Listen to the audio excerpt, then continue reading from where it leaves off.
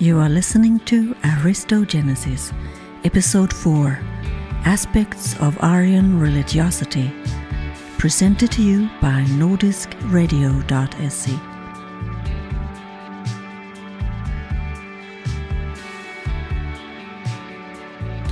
On this episode of Aristogenesis, we're going to be looking into some of the key aspects of Indo-European religion, and how those original ancient Indo-European concepts evolved and expressed themselves in later Indo-European cultures, such as the Nordic, Germanic, Hellenic, Celtic and Roman civilization. As always, in these politically turbulent times, we have to once again clarify that the promotion of love for one's own people and their history is not to be equated with the promotion of hatred for others. With that said, let's begin.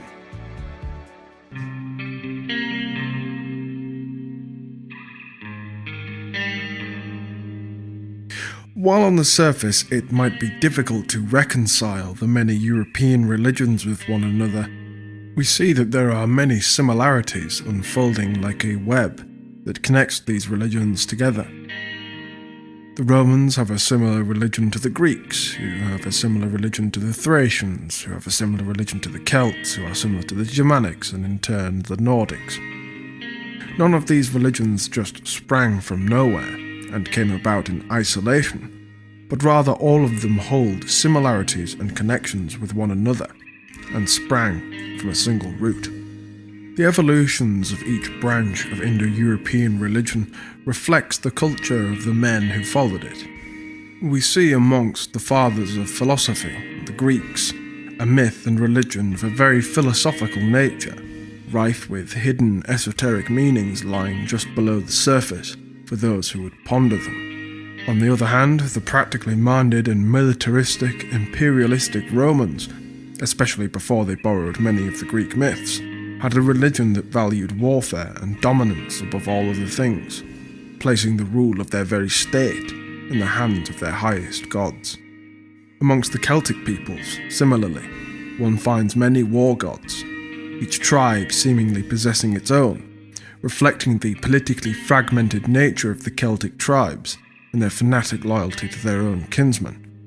But an overarching druidic class kept them all bound together as one, even if they were the most bitter of rivals amongst themselves. As well as these, there are Celtic gods of the forge and craftsmanship, which is a talent the Celts scarcely get credit for. Amongst the Nordics and Germanics, we see a religion that is very close to nature. Oftentimes, amongst the Germanics, we see tribes who outright refuse to personify their gods and depict them in human likenesses. These religions are rife with hidden mysteries and wisdoms as to both the inner and outer workings of the world. Later, during the Viking Age, when the climate shifted and life in Scandinavia became hard and oftentimes bleak, the Norse began to venerate raiding and conquest as their best chance at survival, and so the Wanderer, the One-Eyed, the god of frenzy became venerated above all others.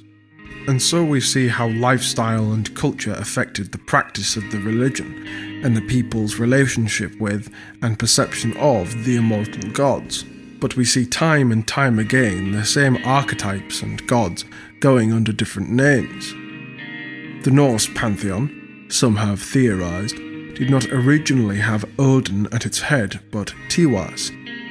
But to me it's not surprising that an oral, more tribal-orientated culture, whose myths reflected the world around them, changed the head of their pantheon over time, compared to the Greeks and Romans who meticulously wrote down everything concerning the gods, and had far-reaching, highly organized states, often having an unquestionable ruler or aristocracy overseeing them, and their relationship with the gods reflects this. The Romans, after they had done away with monarchy and formed a republic, saw Jupiter as their head of state. When Julius Caesar was famously presented a kingly crown in front of a large crowd, he declined, declaring to the people, "There is only one king of the Roman people, and that is Jupiter Optimus Maximus, to the cheers of many festival goers in attendance. Aristotle, in his book, The Politics, likewise acknowledges this, speaking of how the Greeks imagined Zeus as a king and the head of a kind of divine state, as the Greeks had originally lived in kingdoms, and so assumed that the gods must have organized themselves in the same way. You can listen to our reading of Book 1 of Aristotle's The Politics on our YouTube channel, and I highly recommend you listen to it, or pick up a copy to read for yourself. And thus, I would argue that all of these Indo-European gods, at least those main gods of the pantheon, almost always 12 in number, are the same gods, and the different mythology and religious practices are not indicative of entirely different religions, but rather the same religion with different relationships with and perceptions of the gods, shaped by different cultures, environments, and lifestyles. The Romans and Greeks thought the exact same way, as both Caesar and Tacitus refer to Celtic, Germanic, and Nordic gods by their Roman names, calling Tyr Mars, Odin Mercury, and Thor Hercules. The Greeks also wrote of the Scythians having worshipped Ares differently to all other gods, with Ares being the only god to whom they were permitted to build shrines. But it's unlikely that the Scythians used this Greek name for the god of war. But who were these gods? Where did they come from? Where did their worship first begin? To answer that question, we need to go back at least 9,000 years, to the earliest scientifically viable trace of our most ancient people. And where better to start than with the most quintessentially Aryan god of them all, Deus Piter, the Sky Father. One thing that all Aryan religions hold in common is the Sky Father, and the ancient Aryans were the first to hold this Sky Father as their highest god, demonstrating their patriarchal view of the dominating sky, and a focus on what is above, the day sky and night stars having always captivated our souls. Some translate Sky Father to Heavenly Father, with the sky itself being seen as the physical embodiment of the heavens. This Sky Father was known as Deus Piter to the ancient Indo-Europeans, and the term Deus still exists to this day in our word day, common throughout most Indo-European languages, both Germanic and Romance. Deus Piter became Eos Piter and Theos Piter, later becoming Zeus, Tiwaz, and Euspiter, pronounced in modern English as Jupiter. The Deus spoken of by the Catholics is likewise this same ancient Sky Father, rather than the Jehovah or Yahweh of the Bible.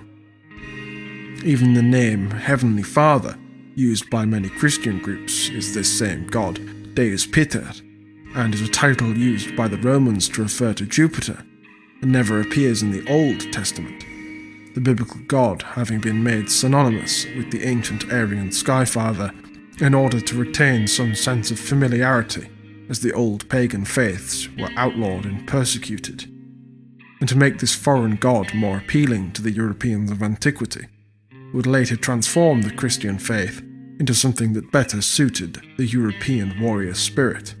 There are also some very interesting things to be found when one looks into the idea of a Sky Father across global cultures, in which the idea of the Sky Father as the chief deity can be found. In ancient and even modern China, their highest god is a Sky Father, in some places called Tian, not unlike Tios or Tiwas, and is a personification of heaven, light, and masculine ideals. Another name used is Zhu, or sometimes Tianzhu, which roughly translates as the Lord of Heaven. It is a name now used to refer to the Christian god Yahweh, despite the obvious similarities to Zeus, the Greek name of the Aryan Sky Father. Of course, many by now have heard of the discovery of blonde-haired mummies in China, but many may not know of the later Greek influence in China, with Greek sculptors helping to build the famous terracotta army, some of which bear European features, and depictions of the Buddha being protected by Hercules, which are surprisingly common. Much like Thor, the Chinese god of thunder is also depicted with red hair. Thunder gods, however, should be seen as somewhat separate from the Skyfather. It seems that in some traditions, the Skyfather alone controls the thunder. In others, it falls more under the domain of a war god. For example, in Roman tradition, Jupiter, the Skyfather, is known as the Thunderer.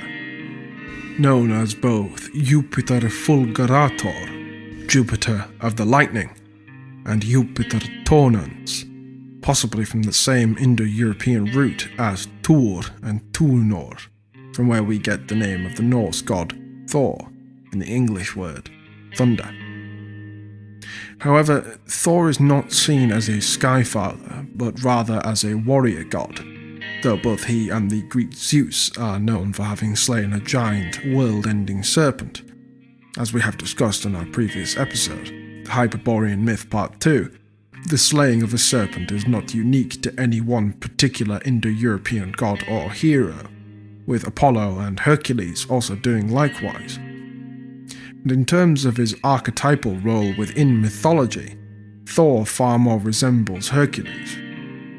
In terms of Roman thunder gods, there has also been an epithet given to Mars as Mars Lucetius, meaning Mars of the lightning. Lucetius is a Celtic god of lightning. Luca, the same as the Latin Luci and the Nordic Loki, all refer to light, typically in a blinding flash. It is said in Norse myth that Thor often chases Loki. The exoteric explanation for this is that it is thunder chasing lightning during a storm. However, now is a good time to address what I believe is a common mistake made by many enthusiasts for European comparative mythology, myself included. It is far too tempting to attempt to link up two cultures' gods, goddesses, and heroes as being this or that exact god or goddess or hero, solely because of their archetypal role in mythology, rather than how they are interacted with in active worship or daily life. Mythology is not usually a retelling of a historical event, at least not in the case of mythology concerning only the gods, rather than founding heroes and the like.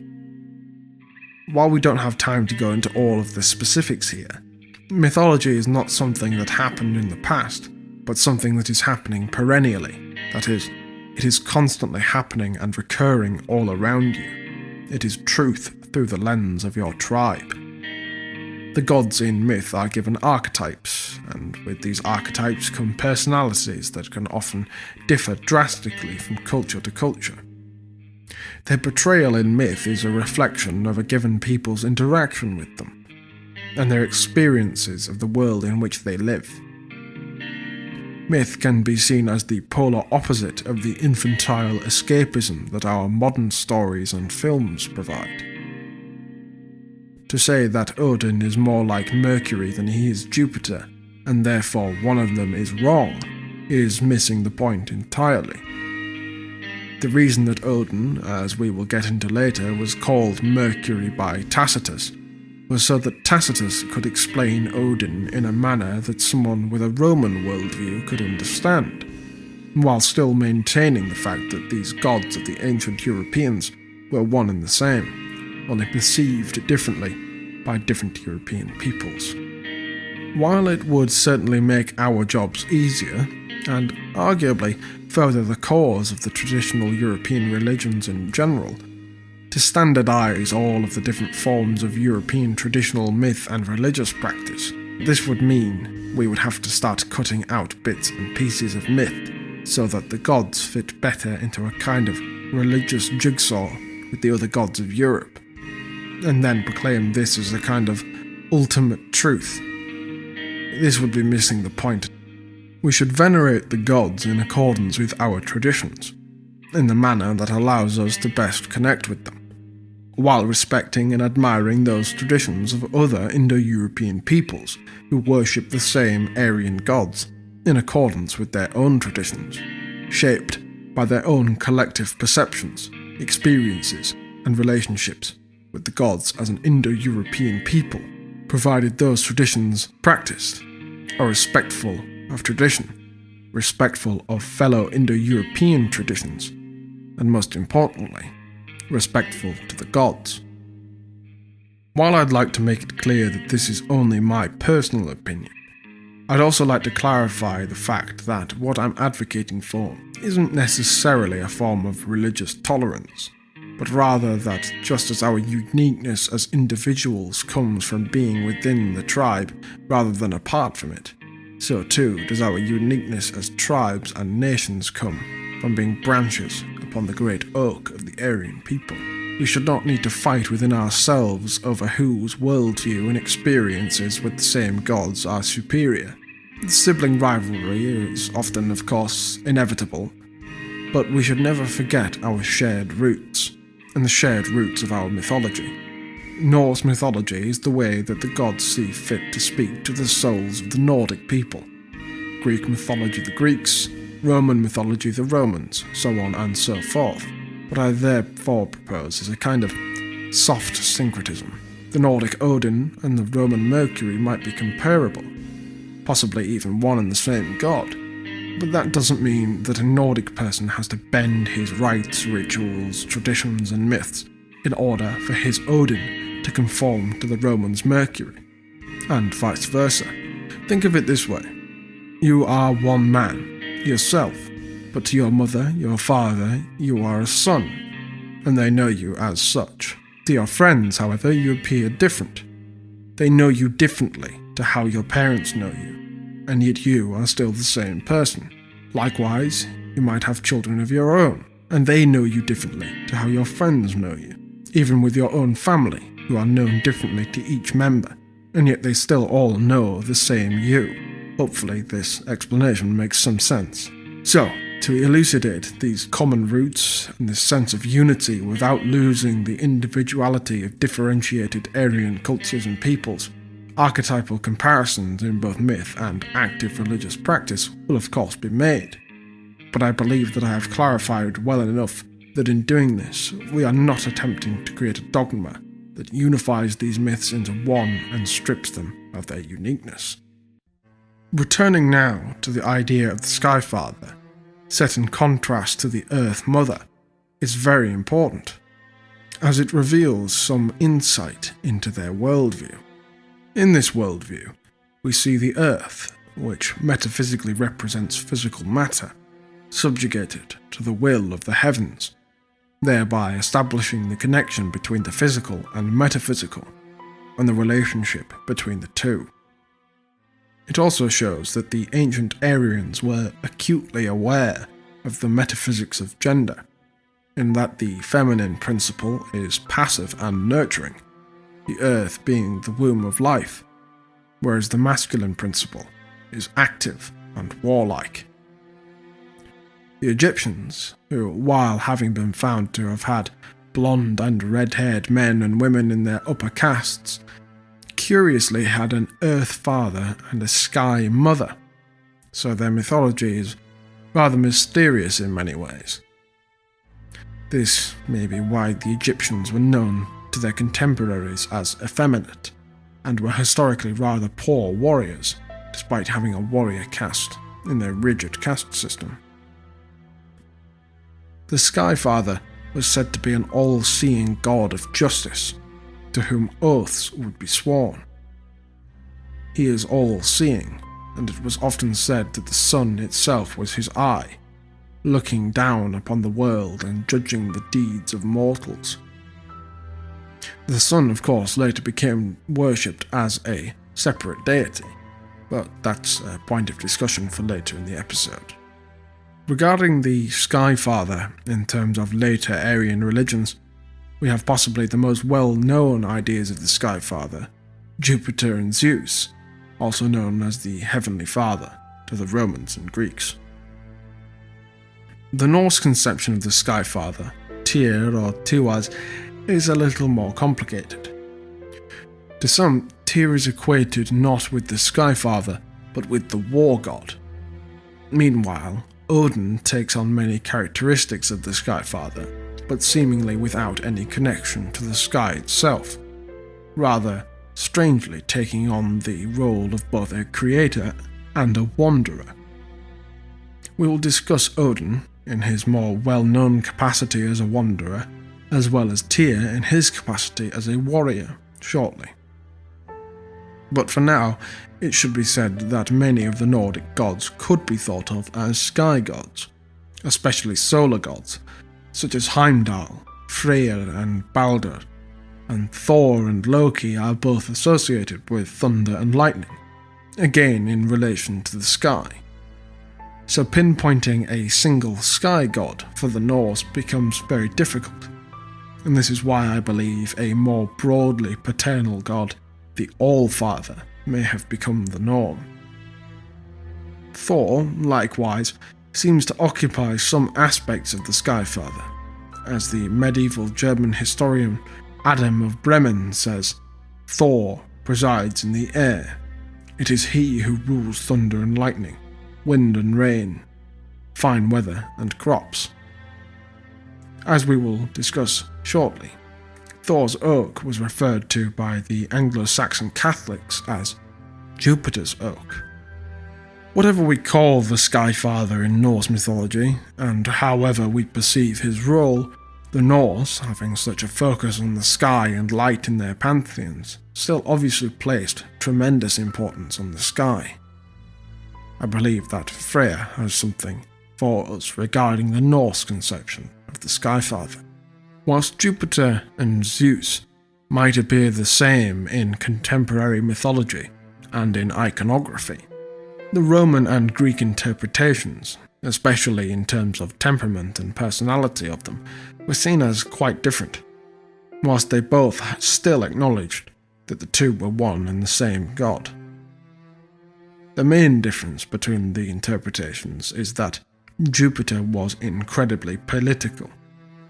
The power of the Roman Senate, and anyone they elected, was sanctioned by Jupiter, known in this role as Jupiter Capitolinus, who had blessed Aeneas, ancestor of the Roman nobility, Romulus, founder of Rome, and Numa, the second king of Rome, who was accredited with establishing many religious traditions of the Romans under direct instruction from Jupiter.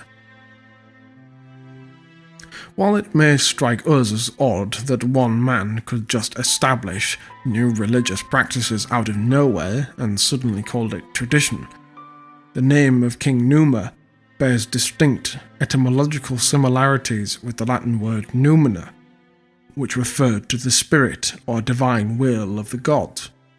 So this tale can be seen as the divine will of the gods directly establishing religious tradition. When Romulus was fighting a war against his neighbours, the Sabines, it was only by swearing an oath to Jupiter to build a temple to him that Romulus was able to rally his troops and rout the Sabines. Jupiter was, in many ways, a god who represented the power of Rome, or perhaps, as I and the Romans themselves thought of it, the inverse. The power of Rome was a symbol of Jupiter. The Roman legions would carry golden eagles upon their military standards, emblems of Jupiter that would be adopted by many Aryan civilizations that would follow, becoming synonymous with our people. There are stories of Roman soldiers being compelled to throw themselves into certain death in order to try and retrieve their eagle standards that had fallen into enemy hands. A common symbol of the legions, and of the empire in general, was the eagle clutching a thunderbolt in its claws. Strangely enough, it is this symbol of Jupiter that stands atop a Roman-style pillar at the Russian victory monument to the Battle of Poltava, possibly a sore spot for our Swedish listeners, for which I can only apologise. Originally, along with carvings of the Roman symbol of political power, the fasces, and the armour of a Roman officer. The Roman-style pillar was topped with two Roman statesmen dressed in togas, but was replaced in 1809, 100 years after the battle, with the eagle of Jupiter, seemingly giving some credit to the Roman skyfather for the victory. Interestingly enough, the Swedes in 1718, 9 years after the battle, began minting coins emblazoned with the image of Mars, the Roman god of war, and these coins are still out there for collectors to swipe up even now. Returning to the Greeks and Romans and their relationship with the Skyfather, there was also a very interesting battle that occurred between the Romans and Greeks at the Battle of Dium, an aptly named town at the foot of Mount Olympus, which was said to be the dwelling place of the gods. The night before the battle took place, with both sides encamped a few miles from one another, there was a blood moon in the sky, an event that even we in the modern day hold as being very ominous. The Greeks took this as a bad omen, that Zeus had abandoned them at the very foot of Mount Olympus, whereas a clever Roman general who had studied as an astrologer, who was fully aware of the coming blood moon, told the Roman soldiers beforehand that if the moon were to turn red, it should be seen as Jupiter's anger towards the Greeks, and therefore a good omen for them. The battle ended with the Greeks surrendering to the Romans, their morale having been shaken by this most powerful omen. From this it would seem that even while the Romans and Greeks were at war with one another, right at the foot of Mount Olympus, the idea of winning the favour of the Skyfather that they both acknowledged as the supreme being was held in common between the two. The Romans also saw Jupiter as having a sense of humour and a respect for the brave mortal men who would dare to joke with him, something which doesn't occur in the Greek myths to my knowledge. However, we would be foolish to ignore the similarities in interpretations beyond the superficial level. In fact, the Romans called the Greeks, who have always referred to themselves as the Hellenes, Greci, as Grecus was the brother of Latinus, both of them sons of Jupiter, much in the same way as Gotir and Twisto, the demigod brothers who went on to found the Nordic and Germanic tribes, respectively. The Romans, however, saw Jupiter somewhat differently to the Greeks. He was, to them, in many ways, less anthropomorphized, especially before the Greek influence began to gain sway in Roman culture. In Greek myth, Zeus often expresses abject disgust at the behaviour of humankind, but this usually comes across more as his hatred for immoral conduct and barbarism, rather than a hatred for humankind in general. A common theme throughout Greek myth is one of Zeus taking the form of an animal and seducing a mortal woman to create a demigod hero, and is something looked upon with disgust by people who have no understanding of the celestial character of many myths.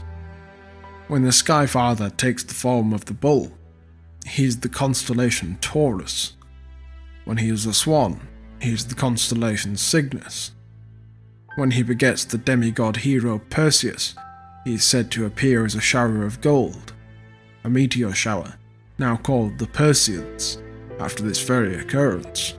The Roman myth is different in character to the Greeks, and Jupiter to them was seen as an ever-present celestial protector.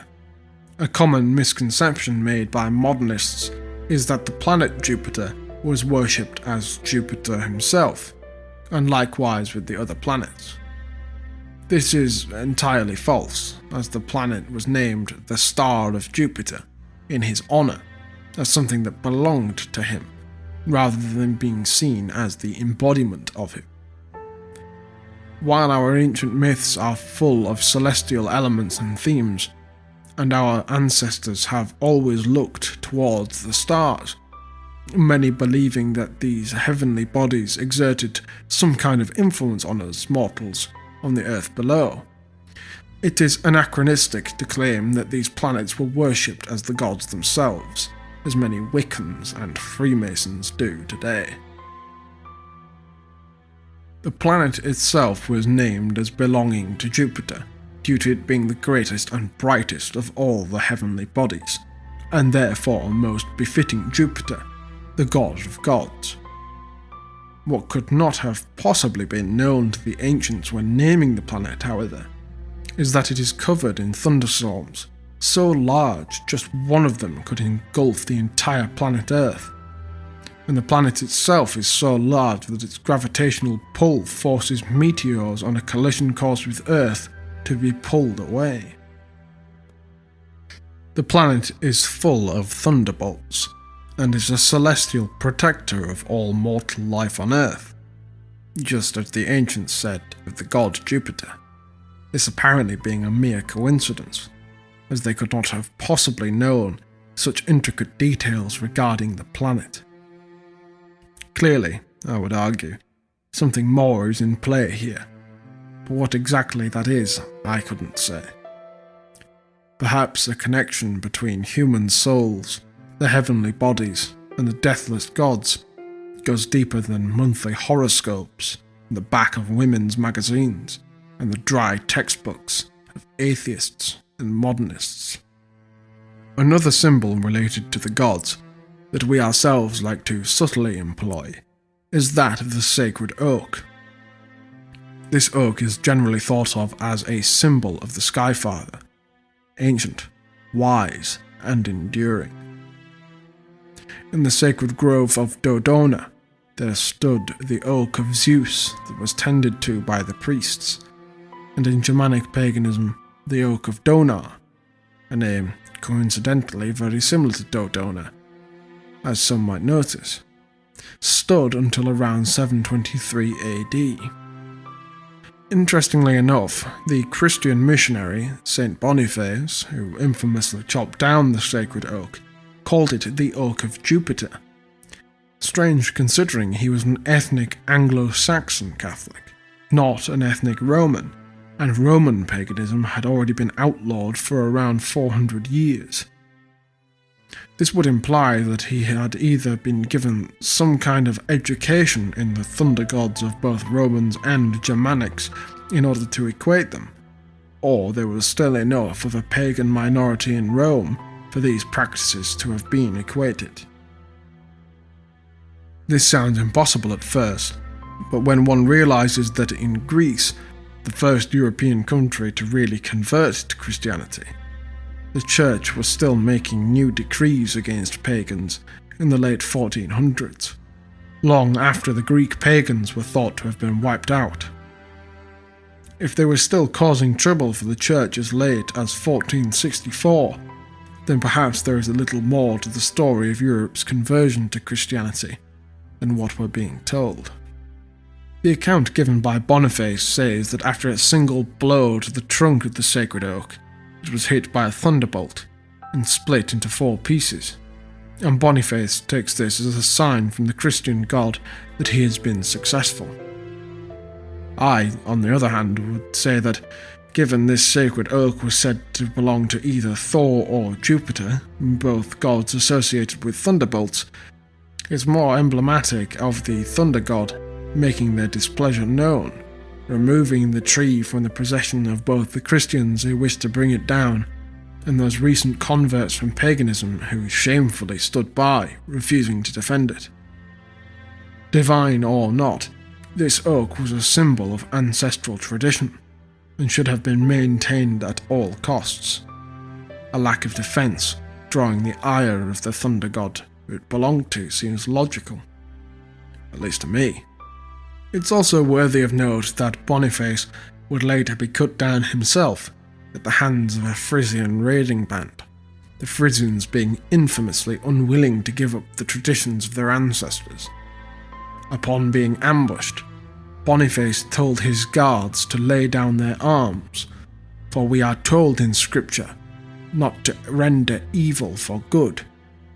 but to overcome evil by good.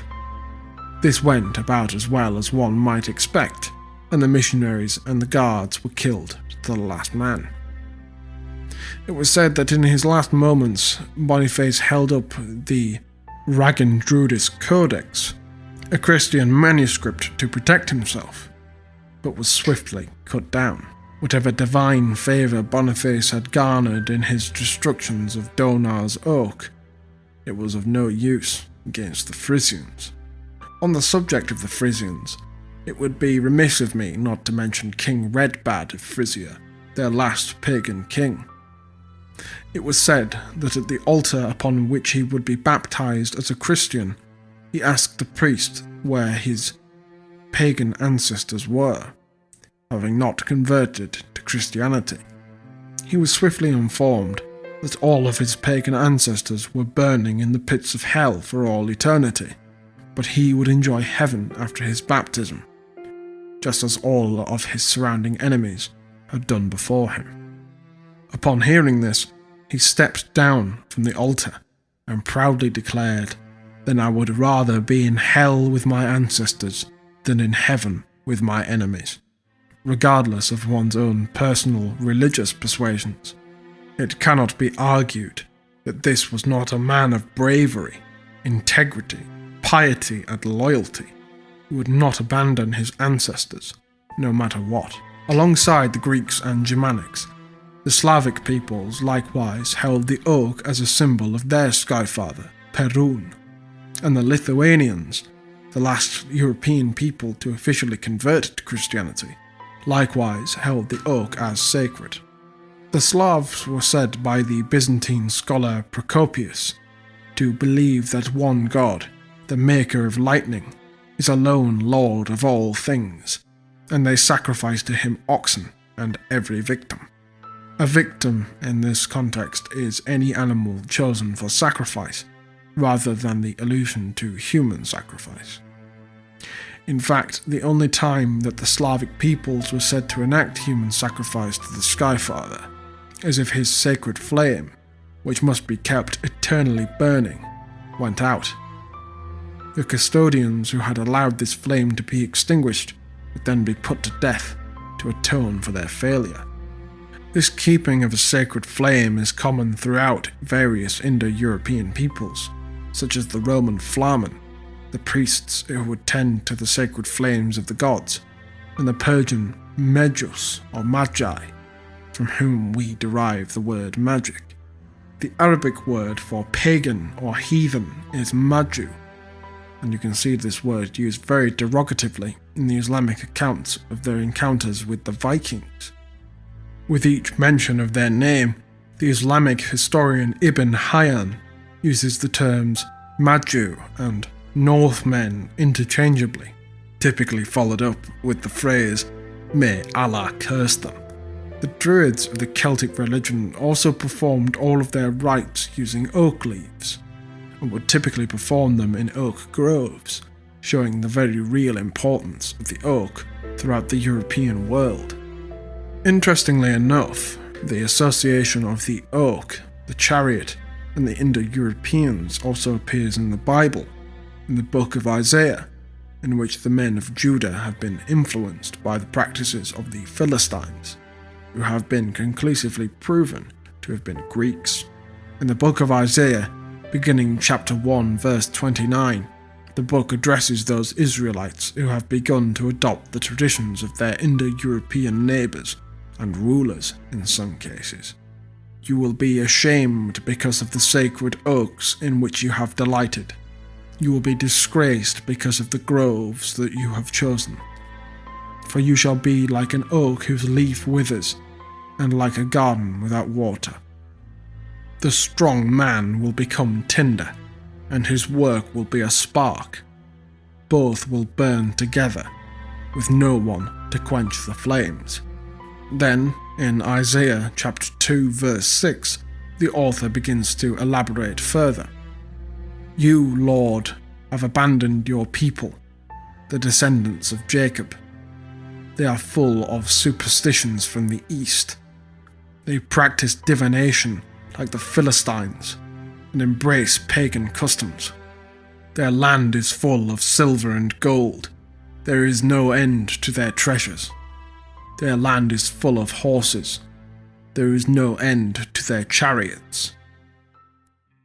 Across Canaan and the Middle East, many of the ethnic nation-states that existed there were ruled by a group called the Marians, or the Marianu. They were a chariot-riding warrior nobility. Sound familiar? These chariot-riding warrior nobles, called the Marians, seem to have a lot in common with the chariot-riding warrior nobles called the Aryans, with Marian being spelt exactly how one would think. The Canaanites' name derives from the Akkadian word for purple, due to the purple fabrics they were famed for dyeing and trading with. These fabrics also made an impression on the Greeks, who likewise named them after their word for the colour purple, calling them Ponikites, or Phoenicians. The term Ponikites, translated in Latin, became Punicus, eventually become Punicus, from whence we derive the word Punic. Despite the confusion regarding names, the Phoenicians, Punics, and Canaanites were an ethnically related group who in recent studies have been found to have had some European DNA and some European haplogroups, rather than the native Semitic DNA of many of the surrounding civilizations, despite the fact that they, for the most part, spoke Semitic languages. For example, the men of Carthage, or Kart-Hadash in their native tongue, were the most well-known of the later Punic civilizations, at least outside of Mesopotamia. They called their highest god Baal, which means Lord, and he was equated with Saturn by the Romans due to Saturn having eaten his children in Greco-Roman myth, and child sacrifice to Baal, the Lord, was a common practice. The binding of Isaac in the Old Testament, of course, comes to mind. There is a distinct difference here, however. Saturn devouring his children is allegorical. Saturn, the god of time, devours his own creations, as time likewise devours everything that it creates. The child sacrifice to Baal was, however, a very real occurrence, and one of the things that prompted the Romans into war with Carthage, appalled at these disgusting practices taking place at the hands of the Punic priests. Oxford University's Faculty of Classics, Dr. Josephine Quinn, said in her paper, "It is becoming increasingly clear that the stories about Carthaginian child sacrifice are true. This is something the Romans and Greeks said the Carthaginians did, and it was part of the popular history of Carthage in the 18th and 19th centuries. But, in the 20th century, people increasingly took the view that this was racist propaganda on the part of the Greeks and Romans against their political enemy, and that Carthage should be saved from this terrible slander. What we are saying now is that the archaeological, literary, and documentary evidence for child sacrifice is overwhelming, and that instead of dismissing it out of hand, we should try to understand it. The Carthaginians called their priests Cohen, and their chief priests Rab, derived from the same Semitic root word for which the term rabbi also originates. These are very odd things to find when DNA evidence points to at least some Carthaginians having been Europeans, or at least somewhat European. But equally, Carthage was not so much a militant empire as a merchant one that attracted traders from across the world, which would have inevitably led to a very ethnically diverse population. The aptly titled Punic Wars are, in my opinion, a defining moment in European history, and one that should be discussed from the traditionalist lens. I would love to take the opportunity to discuss them properly sometime in the future, but for now I must digress. While in many Indo-European cultures, The Skyfather was directly involved in matters of warfare. The art of war as a whole, and especially the fighting of battles, was given to a separate deity, almost always the son of the Skyfather, and often seen as some kind of progenitor and divine ancestor, and protector of a people. The war god is known to us now by many names. He is Mars, Ares, Tyr, Svetovid, Teutetes, Nergal and Camulos, amongst many others. Many warlike peoples would trace their ancestry to the war god, and of course his favour would be sought before battle in order to attain divine favour. Of course, one of the symbols that is common throughout European history, especially in the Nordic context, is the Tyr rune, which has become somewhat controversial in the modern day. In fact, a single glance at the Wikipedia page for the modern usage of the Tyr rune lists only its use in a political context, and on the uniforms of the 2018 Winter Olympics Norwegian ski team. The Tyr rune is emblematic of a spear, and the same symbol is used as part of the symbol of Mars, the shield and spear, which most would know as the symbol of masculinity and the male gender. The Norse Christian scholars of the time, however, tried to argue that the Tyr rune wasn't named after the god Tyr at all, attempting to distance both the rune and themselves from the direct association with pagan gods. Instead, we see in the Christian Anglo-Saxon rune poem, as opposed to the pagan Scandinavian versions, Tyr is spelled T-I-R, and is described as always on its journey over the clouds of night, implying a planet or celestial body of some sort, and therefore not a pagan god. However, it's very likely that this celestial body in question was the planet Mars, so once again the associations with the pagan god of war and justice are inescapable. In the Norse myth of the poetic Edda, the legendary hero Sigurd has slain a dragon. This dragon slaying is, as we spoke of in a previous episode, a representation of the noble warrior mastering himself. A Valkyrie then presents him with the secrets of the Tyr rune, and tells him that if he shows no fear, carves the rune into the hilt of his sword, and invokes the name of Tyr twice, then he will assuredly achieve victory. Victory runes learn, if thou longest to win, and the runes on thy sword hilt write, some on the furrow, and some on the flat, and twice shalt thou call on Tyr. The Tyr rune is an immensely powerful and important symbol, representing masculine vigour, the drive of the warrior, and persistence in noble struggle, and through fearlessness, piety, and discipline, will bring victory. Ares and Mars.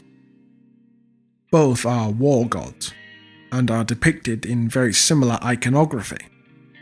Both were thought to bring strength and endurance on the battlefield, and the Romans and Greeks concluded that the two were one and the same. Yet, in mythology, their roles and personalities are very different.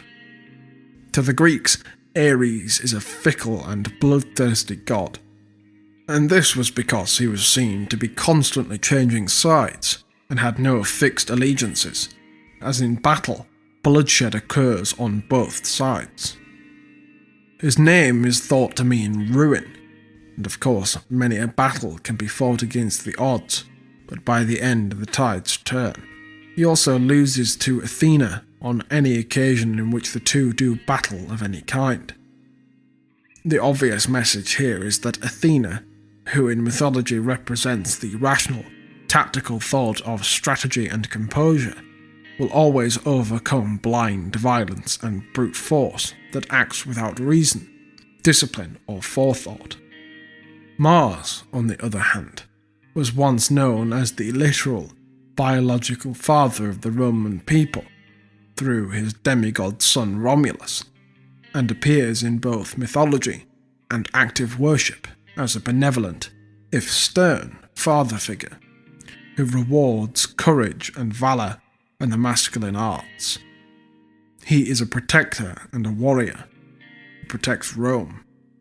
In the case of the Greeks, it can be said that they had two war gods, Ares and the goddess Athena.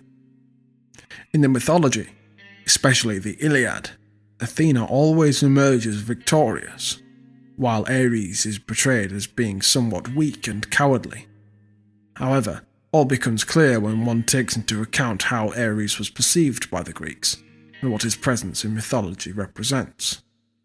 As we've said, the etymology of the name Ares is thought to mean ruin, and he, in the myths, represents the destructive and impulsive nature of war and warriors, violently attacking and indulging in savage violence for violence's sake.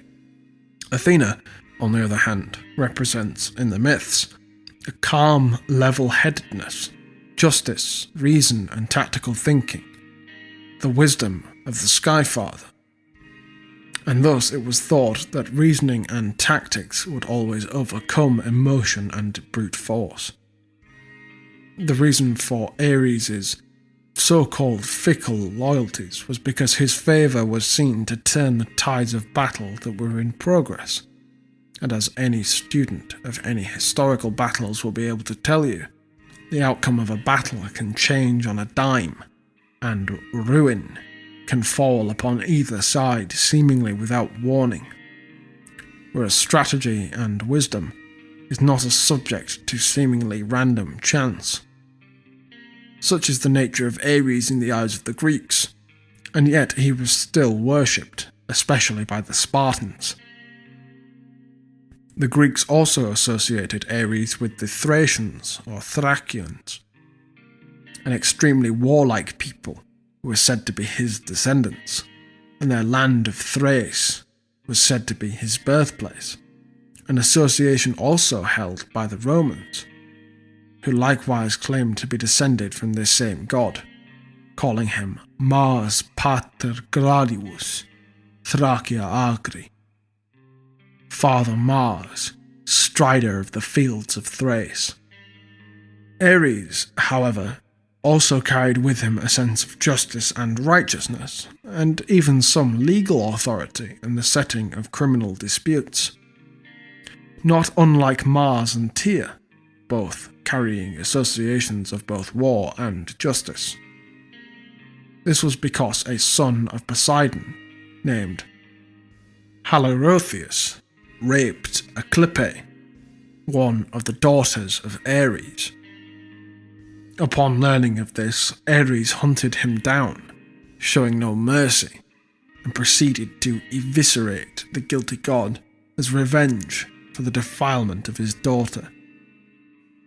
He was then put on trial before the gods of Olympus, and making no secret of his slaughter of the son of Poseidon, but stating clearly his reasoning, the other gods acquitted him of any wrongdoing. The hill upon which this judgment took place became known as the Hill of Ares, the Areopagus, which became the site of many criminal trials in ancient Greece. The Homeric hymn to Ares also seems to imply that his depiction in Greek myth was very different to the way in which he was seen by those actively worshipping him. Ares, exceeding in strength, chariot rider, golden-helmed, doughty in heart, shield-bearer, saviour of cities, harnessed in bronze, strong of arm, unwearying, mighty with the spear.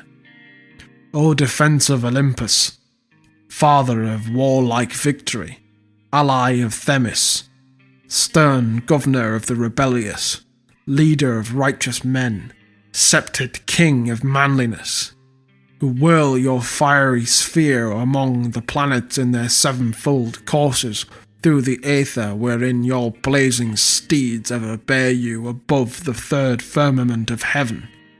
Hear me, helper of men, giver of dauntless youth. Shed down a kindly ray from above upon my life and strength of war, that I may be able to drive away bitter cowardice from my head and crush the deceitful impulses of my soul.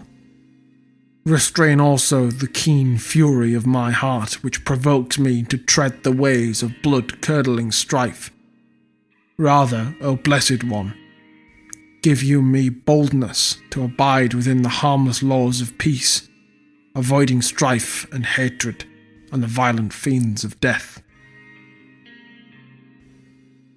Despite this being the ancient Greek Homeric hymn to Ares, typically seen as a bloodthirsty and merciless destroyer, we can see very clearly that this interpretation links in very well with the Roman perception of the war god Mars, leading us very nicely to the discussion of him in his Roman context. As said previously, Mars to the ancient Romans was not a bloodthirsty destroyer, but the guardian and father of the Roman people, chiefly worshipped as a god of war.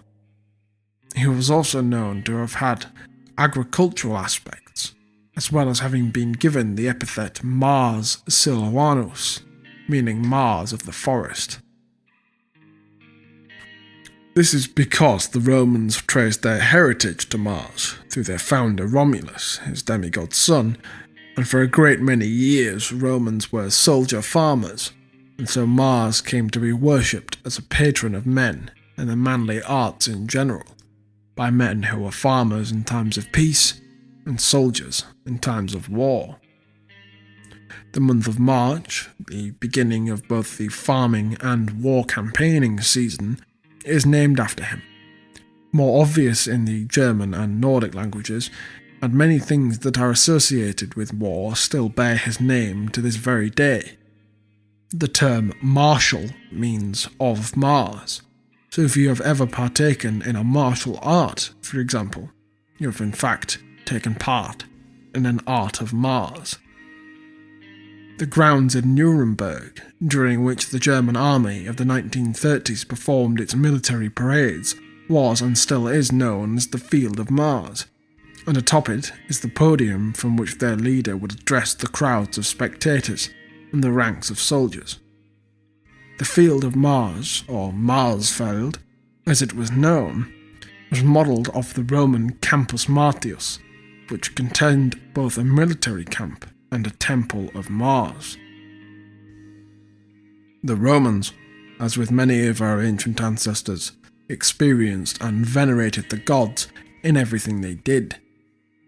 A small area of the city of Rome today still bears its name, known as Campo Martio, but the size of these sacred grounds to the Indo-European ancestral god of war was significantly reduced. Once the worship of Mars was outlawed, the temple and altars were destroyed, and eventually the Pope repurposed these sacred grounds as a ghetto to house the Jewish population of the city.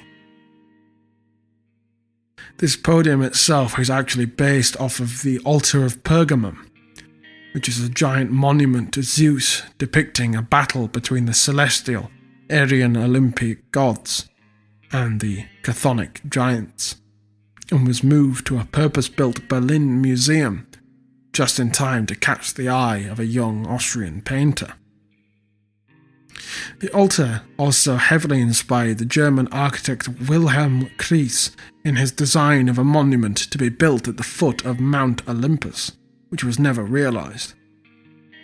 This monument to the Aryan Skyfather that has, in its magnificence, inspired many Europeans over time, seemingly invigorating their noble spirit, is also mentioned in the Bible.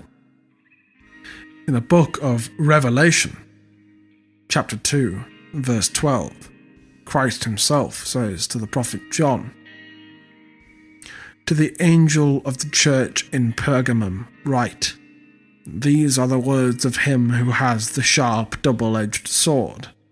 I know where you live, where Satan has his throne, yet you remain true to my name.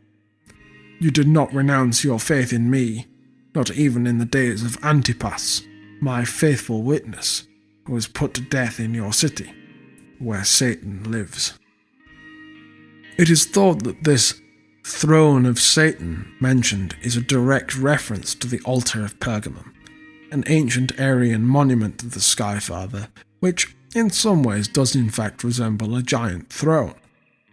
If this is so, and the Bible is to be believed, then that would, in my opinion, openly imply that the great Aryan empires of the past, especially the Greeks and Romans, who built and maintained the altar respectively, was inspired directly by the embodiment of absolute evil. And this same evil later inspired the Germans of the World War era. Is this also, then, implying that the Aryan Skyfather, the god that was venerated by the ancient Indo-European people, Deus Piter, Jupiter, Tiwaz, Zeus, the gods that were worshipped throughout the golden age of Indo-European dominion, is the devil himself? Were our days of greatest glory spent worshipping the embodiment of evil? Are our heroes and our founders, from whom our blood derives, sons of this most despicable evil? Are we Aryans descended from the devil, or were our greatest ancestors either fools or liars? None of this seems right to me. And yet, in Ephesians chapter 2, verse 1, we can read, "And you were dead in your trespasses and sins, in which you used to walk when you conformed to the ways of this world, and of the ruler of the power of the air, the spirit who is now at work in the sons of disobedience." Certainly food for thought. Returning to Mars, he was one of the most popular gods across the entire empire. Unsurprising given how his status as an ancestral and war god made him very popular amongst a people who prized military prowess and an illustrious ancestral pedigree. However, in Mars we see something rather unique, at least to some degree, amongst all of the Roman gods. He became incredibly popular amongst even the non-Roman European tribes under Roman rule, who also began to hail him as their own ancestral and war god. Synchronization of gods was common throughout the empire, as we have mentioned, but this worship of Mars was taken to a level above and beyond that of even the worship of Jupiter, the Sky Father and God of gods in some cases. The god of the sacred groves, as we have discussed, was often an epithet given to the Sky Father or the Thunder God, but in the case of one tribe of Romanized Britons, they hailed Mars Regonometis, Mars, king of the sacred grove. Many may have picked up on the term Rig, meaning king in the Celtic language, much as Rig in the Nordic myths is the divinely appointed king, and Rex being the Latin equivalent, all of which derived from the proto-indo-European word regs, which was a title for the combined role of king and high priest. Continuing the kingly theme, there are two other Celtic inscriptions, one in Britain, one in France, invoking Mars Regisamus, roughly translating to Mars the Supreme King. In one Celtic inscription found in France, he is even called Mars Albiolix, meaning Mars, King of Albion, the old Celtic and Greek name for the island of Britain, Alba meaning white, in reference to the white cliffs of Dover. The most interesting reference to Mars, however, is to him as an ancestral god, not just of the Romans or the Thracians, but seemingly the tribes of Europe as a whole. A group of people I'm sure many of you are familiar with are the Teutones, or Teutons, now a word used for the Germanic peoples as a whole. What you may not know is that their name is in fact derived from the Indo-European word tuta, meaning tribe. This word may also be related to the Teucri, a tribe of descendants of Teucros, son of Zeus, and one of the demigod founders of the city of Troy, who the Roman aristocracy would later also claim as their ancestors. These Teucri are known to have spoken an Indo-European language, so while the connection between Teuton and Teucri might be speculation on my part, I don't believe it to be out of the realm of possibility. As a side note, these Teucri are thought to have been one of the tribes of the Sea People, who formed raiding bands during the Bronze Age collapse, and are thought to be the Tyrker, a tribe that ravaged ancient Canaan and ancient Israel, before eventually being driven back by the expanding Phoenicians. This name, Teucros, as mentioned, is invoked in an ancestral, tribal figure for the Romans, and was thought to be a demigod. Compare this with both the Germanic and Celtic god Teutatis, who was likewise the ancestral god of their respective peoples, and each tribe seemingly venerating Teutatis as the common ancestral deity for all the tribes. This becomes very interesting when you realise that Mars, ancestral god of the Roman people, was invoked by the Celts and Germanics under Roman influence or Roman rule as Mars Teutatis, with inscriptions to him under this epithet found in Britain, Gaul, modern-day Austria, and even the city of Rome itself.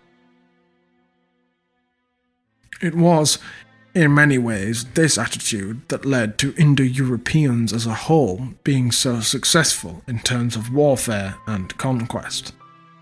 Seeing oneself as a direct descendant of the god of war, and having a blood connection to the gods, as well as maintaining a cult to and pious reverence of this same god, would of course motivate any army, especially in the ancient world, wherein the gods were not seen as some distant thing, entirely separate from the world in which we live, but the physical world was experienced almost as the living, breathing bodies of the gods, with whom mortal man interacts. Mars is not merely a soldier dressed in bronze sitting above the battlefield, but he is also the forces that move war itself, a divine spirit that is within man but also transcends him. Just as our souls inhabit our bodies and move through them, so too does Mars inhabit war itself and moves through it. This feeling that the gods were and are ever present shaped the worldview of our ancient ancestors, their very perception of life built around this idea that all things moved by the presence and divine will of the gods, and therefore to be pious to them was also to be in tune with the natural world, and seek greatness, excellence and glory in order to be closer to the gods. Before we move on from the subject of Mars, I thought that it would be interesting to look at his parallel in a non-Indo-European religion. There are typically 7 archangels in Christian and Jewish tradition, and each one corresponds to a given planet. The archangel that corresponds with the planet Mars is known as Samael, whose name means the blindness of God, and Samael is associated with warfare, death, and destruction.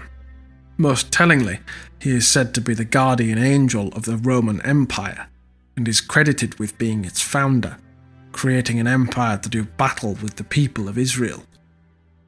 He first appears in the Second Temple period, during which contact was first made with the Romans, contact that would shortly result in a series of bloody wars, revolts, and mass executions. Just as the serpent wound around the tree on which the golden fleece was hung was said by the Greeks to belong to Ares, Samael was credited as being the owner of the serpent in the Garden of Eden, with some Jewish and Christian traditions even going as far as to credit Samael with having planted the tree of knowledge in the first place. Samael was also credited as being the father of Cain, who slays his brother, a shepherd. The sons of Mars, Romulus and Remus, were also shepherds, and Romulus famously also slew his brother. He is said to be the chief of the destroying angels and the highest Satan in Jewish tradition, and can essentially be seen as an expression of the sheer terror that had befallen the Jewish people at the hands of the invincible Roman Empire. In this way, the beliefs of the Romans and their worship and veneration of Mars, which would have had an extreme significance due to the fact that the vast majority of Romans in the region was something to do with the military, influenced the Jewish religion and folklore of the time, as they tried to make sense of their crushing defeats at the hands of these so-called idolaters. As we've said previously, the mythology of a people reflects their worldly experience and their relationship with their god or gods, and monotheists are no exception to this. And so, the Roman god Mars became seen as a vengeful, destroying angel who seemed to strike terror into the people of Israel more than any other figure. Such was their fear of Rome, and this ancestral god of war, venerated by tribes across Europe. The alternative archangel of the planet Mars, Camael, who is said to be the good angel of war, has a name awfully similar to that of both Samael and Camulus, who was a Celtic god of war equated with, you guessed it, Mars. As we examine these changes in tradition, shaped by a combination of a change in worldview and worldly experience, and the views of those who now ruled over them, it is worth considering, then, that the Old Testament may not be as free from outside influence as some might claim, and that many practices, traditions, and myths may have been taken from the various pagan neighbours and rulers of ancient Israel and Judea, and adapted to suit a people who would later become monotheistic. Their religion, therefore, cannot be an absolute truth, as many today still claim. If one looks at the fate of many of these conquered or subjugated peoples, it becomes very easy to see just how they might see our gods as evil, avenging demons. But their greatest revenge was convincing us to see our own gods in the same way. For we learn in Corinthians chapter 10, verse 20, the pagans sacrifice only to demons. So said Saul, who speaks with similar rhetoric throughout the New Testament. Another common theme in Aryan religion is that of the travelling god, who is associated with both literal travelling as well as travel between states of being, such as life and death, and leaving the physical body in any form of trance or even the metaphorical journey of learning something, especially something spiritual. In Greek and Roman mythology, this god is known as Hermes or Mercury, and his symbolism in esotericism and alchemy is all to do with him being a teacher and a crosser of metaphysical boundaries, becoming known as Hermes Mercurius Trismegistus, Hermes Mercury the thrice-born.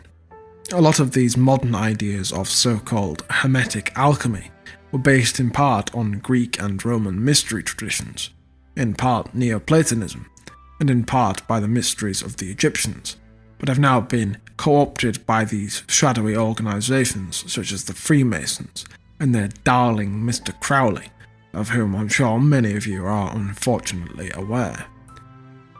If one wants a real scholar of Hermeticism and alchemy, however, we can recommend no one higher than Julius Evola, whose works are consistently exemplary, and his work on the subject does not disappoint. Returning to Hermes, he appears in many myths, such as the theft of Apollo's sacred cows, and as Zeus's messenger in Prometheus Bound. or the Aeneid to spur Aeneas on his journey to his new land. One very important myth, however, relates to the story of Zeus and Hermes visiting houses in disguise as ordinary mortals and asking for hospitality, thereby invoking the earlier mentioned sacred oath of the Ghosti. They are met with hostility and turned away, and one man even tries to kill the disguised Zeus and eat him in a truly Saturnian fashion. The two of them are given hospitality only by two demigods, who are husband and wife, Deucalion and Pyrrha. They are spared, later giving birth to many sons, one of whom being Hellen, father of the Hellenic Aryans. We can therefore assume that these other children, who are credited as having founded many tribes, were likewise Aryans themselves. They were contrasted with the earth-born races that we have briefly discussed in previous episodes. Hermes is seen as a teacher and a messenger of the gods, two functions that are treated as independent by modern mythological scholars, but for those with an eye for the real meaning in mythology, the connection between these two roles is obvious. He is also credited as having invented letters in an ancient Anglo-Saxon riddle, rather ominously titled Solomon and Saturn. Whether these letters were those of the Latin alphabet or those of the runes is unclear, but I think that the idea of him having created both will become clearer when we elucidate who exactly Mercury really is to many of you listening. Alongside letters, he was also credited with having invented poetry, many athletic sports such as boxing, and was known to collect the dead and lead them into the afterlife. He was also known as a bit of a trickster, as well as being regarded as both wild and deviously civilized in equal measure. His status as a messenger, as well as his close proximity to Apollo in many of his appearances in myth, led to him being associated with the messenger birds of Apollo, ravens. Short of only having one eye, I'm sure many of you have already guessed exactly where I'm going with this comparison. These similarities with Odin did not escape neither Tacitus nor Caesar, who both openly wrote of both the Gauls and Nordic peoples worshipping Mercury as their highest god. Poetry was of incredible importance to the Indo-European peoples, and it retained its importance as these groups differentiated themselves, so it's no surprise that the god who was thought of being responsible for this beautiful art was very popular amongst the Indo-European peoples. Poets themselves were often seen as a form of priest, whose words could garner the attention of the gods and bestow their favour upon locals, the poets then being handsomely rewarded for their service to the gods and the locals. They would often travel around with their family, earning fame and fortune amongst nobles wherever they went. They also functioned as the closest thing to historians. It was through them that great deeds of honour and battle, tales of heroism and ancestors exalted in glory were kept alive and passed on.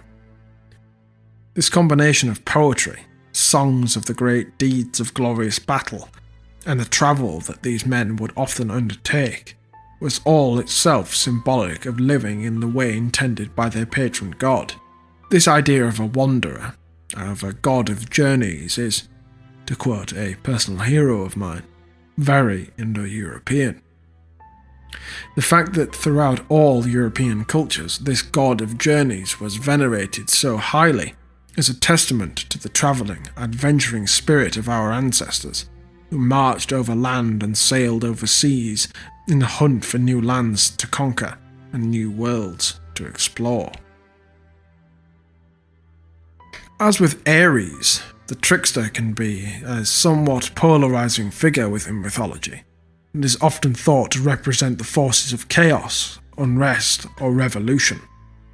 Again, like Ares, the trickster often seems to have no fixed allegiances, and no real sense of consistent morality.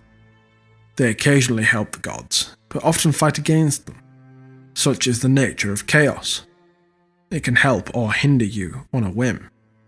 One thing that we should definitely talk about is Prometheus Bound, the famous Greek tragedy in which Zeus, the Skyfather, is made out to be a cruel tyrant, and Prometheus to be a cunning saviour of mankind, at least in the modern interpretations of this story. However, the truth of the matter is not quite as it seems. Zeus is angry at mankind, and withholds the divine fire from them. Fire in this esoteric, alchemical context represents will, implying that this race of men loathed by Zeus has no will of their own. Zeus here is in his quintessential role as the Aryan Skyfather, ruling as rightful king of the Indo-European peoples. Why, then, is he so angry at Prometheus? Well, quite simply, this takes place before the Aryans have truly made their mark on Greece, as Hellen, the father of the Hellenic race, was yet to have even been born. This was long out before Deucalion's flood, which we have discussed throughout many episodes. So the Greeks may simply have not had any real attachment to this race of man wiped out by Zeus, with whom they shared no ancestry. It may also be that this destruction is a mythologization of the Bronze Age collapse. This Bronze Age collapse is another topic that we want to cover at a later date, as many have theorized that the conditions that brought about this cataclysm are eerily similar to the conditions of the modern day. It is perhaps for this reason that the Bronze Age collapse, one of the most significant events in all of human history, an event so destructive that it caused the Greeks, often thought of as the forebears of Western civilization, to forget how to read as an entire people, is not taught in schools. Its parallels to the modern day might not go unnoticed by the slowly awakening masses. Prometheus is credited as having shown these pre-Aryan peoples of all Earth how to yoke horses, how to engage in philosophy, and how to use mathematics, amongst other things. All of these were considered arts of the Indo-European Greeks, and Zeus sought to completely wipe out the current race of men and replace them with a new one of his own design, until Prometheus, the spirit of rebellion, stole the divine fire, the will, and gave it to these undeserving men. Zeus, infuriated at this deception, has Prometheus crucified, and eventually floods the entire earth, leading to the birth of the divine Hellen and his brothers, and the primitive earthborn peoples who have no blood connection to the gods. The most interesting part in Prometheus Bound is that of a prophecy given by Prometheus, the spirit of revolution and rebellion, whose name literally means forethought. He tells of the mortal woman Io, who must travel from Greece, avoiding the north and the Arimaspi we have discussed in our previous episode. She must then make her way south into Egypt, then through Libya and into Ethiopia. There, Zeus will, without engaging in sexual relations with her, touch the side of her face, at which point she will become pregnant in immaculate conception. The child will then be born with darker skin, and while he will pose no direct threat to Zeus, the birth of a son of Zeus with darker skin will spell the potential end of Zeus's, and therefore perhaps also Aryan, rule. At this point, Zeus will have no choice but to release Prometheus from the crucifix, as Zeus himself will require the spirit of rebellion and revolution in order to once again secure his power. A most interesting prophecy indeed. Don't just take our word for it. Read up on Prometheus Bound and Deucalion's flood. We will have links to some translations in the further reading section. Of course, As we have discussed in our previous episodes, the sun, and thus the solar deity, were incredibly important to the Aryans. However, there are also gods and goddesses that we can find the legacy of within later Aryan religions, many of them having solar aspects. For example, the divine twins, who were typically both considered to be horsemen, were known as either the sons of Deus or grandsons of Deus to the ancient Indo-Europeans, and appear throughout other Indo-European myths. To the Greeks and Romans, they were Castor and Pollux, known together as the Dioscuri to the Greeks, Romans, and Celts. To the Germanics, they were the Alkes, and the Anglo-Saxons knew them as Hengist and Horsa, who have been historicised as leaders of the invasion of Britain. They even appear in ancient Sumerian religion as Lugal-Ira and Meslamtea, guardians of the underworld, and both associated with the Sumerian god Nergal, who was a god of war known as the Red Wanderer, as in the planet Mars, who is of course the son of Jupiter. These two twins are associated with Mars, would therefore too be the grandsons of Deus, and have a lot of other parallels with Romulus and Remus as well. However, these divine twins seem to be different to the horse twins, who seem to represent something different to the others, who are often connected with creation, foundation, and the underworld. These twins are more of a kind of solar guardian, appealed to by the ancients for guidance and assistance. The theme of twins is prevalent throughout Indo-European mythology, especially when discussing the founders of a given tribe, or the creation of either the world or a nation-state. In their more creational aspects, we'll be discussing them in a future episode, so for now we can focus on their appearance in ancient Indo-European myth and how they were perceived by later Indo-European peoples. They were solar deities, seen as pulling the sun across the sky. When chariots were at their most used, they were depicted as riding in chariots. When cavalry eventually became the predominant method of warfare for the nobility, they were depicted as riding on horseback instead. They were the brothers of Hausos, the dawn goddess, known as Eost to the Greeks, Estare to the Germanics, and Aurora to the Romans. It was thought that the dawn goddess was in peril, at risk of drowning in the sea, and so these horse twins took hold of her and pulled her to safety, thereby causing the dawn to emerge in the sky. This rescue at sea led to them eventually being seen as patrons of sailors, who intervened to rescue drowning men who had worshipped them dutifully. They were often contrasted with one another, with one being a strong warrior adept at warfare, whereas the other is a skilled healer who provides assistance to those seeking love, as well as farmers and statesmen. They were, in effect, seen as patrons for manly pursuits in general. During the night, it was said that they would rest in the Isles of the Blessed, which we will cover in a future episode on underworld myths. When looking into the later interpretations of these horse twins, we find amongst the Germanic peoples such as the Lugi and Vandals the worship of two poorly attested twin brothers called the Alkes, of whom unfortunately little writing exists save for the accounts of Tacitus. Tacitus himself compares them to Castor and Pollux, the horse twins, rather than Romulus and Remus, the founding twins. But as we will discuss, there is a great deal of overlap between these two sets of twins, especially within the Germanic traditions. This theme of twins is also depicted in the Gravensvanger figurines, which were buried during the Nordic Bronze Age in Denmark, and possibly depict these Alkes. But Tacitus also tells us that no imagery was made of the Alkes.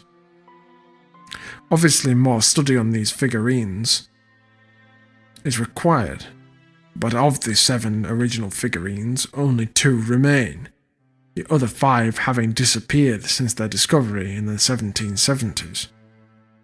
All that remains of the missing figures is a drawing depicting 4 of the 7 originals. However, these twins that appear in the figurines are wearing very distinctive horned helmets, of which real versions, the 2 identical Vexo helmets, have been discovered after being buried together. These same helmets are also shown being worn by 2 twins carved on a horse's yoke in Fogdarp, Sweden, so perhaps Tacitus's hunch that these were twins related to horses was correct, and their worship was prevalent across the Germanic and Nordic countries. By the time of the Anglo-Saxon invasion of Britain, however, the myth of the 2 horse twins and the myth of the founding twins became synchronized into one, which was not uncommon. The leaders of the Anglo-Saxon invasion of Britain, Hengist and Horsa, were thought to be demigods to some extent, great-great-grandsons of Vodin or Odin. It's thought that the 2 are merely myth, as their story retains many elements of the Indo-European myths of horsemen and twins. However, it's worth remembering that these myths speak to us for a reason. Time and time again we see archetypes of myth arise in history, and life entertains the same plot points, telling the same stories with new characters.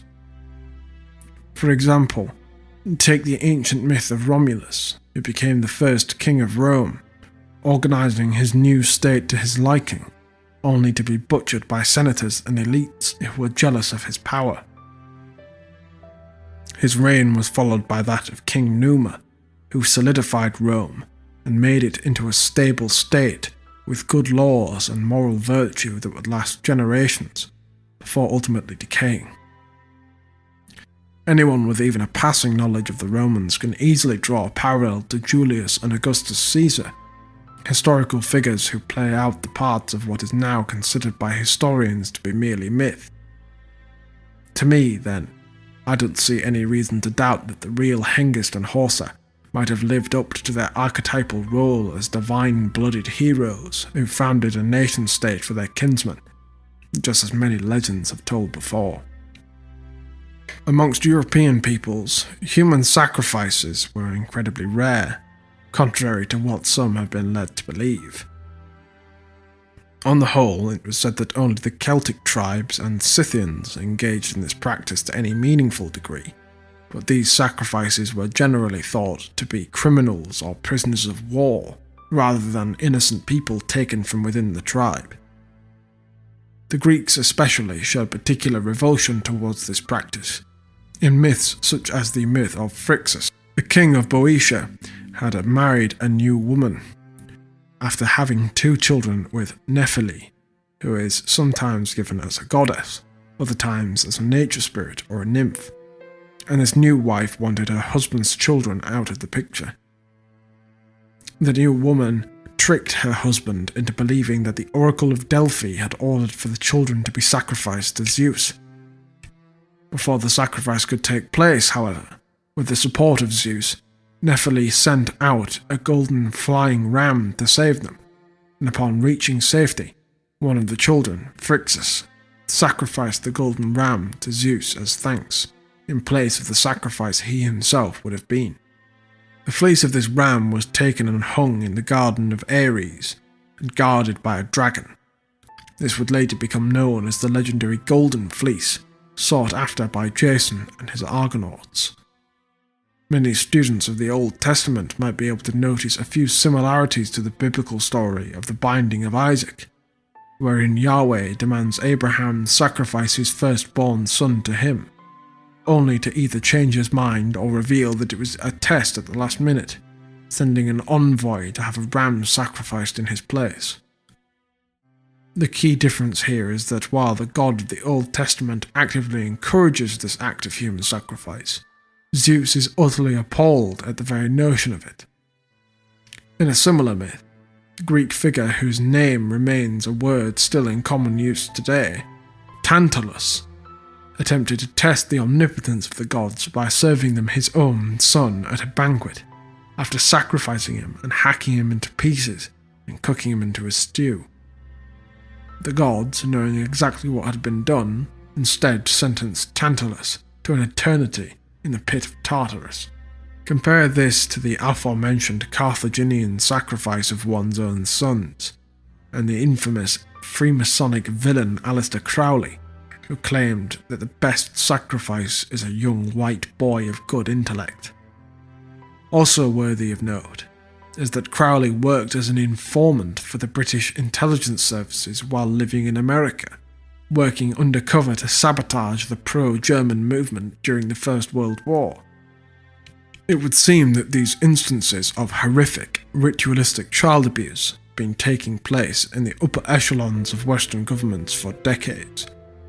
What has now come to light is unfortunately nothing recent, but has in fact been taking place for thousands of years, and what we are seeing revealed more and more with each passing day is merely a continuation of these ancient ritual practices practiced most commonly across Phoenicia.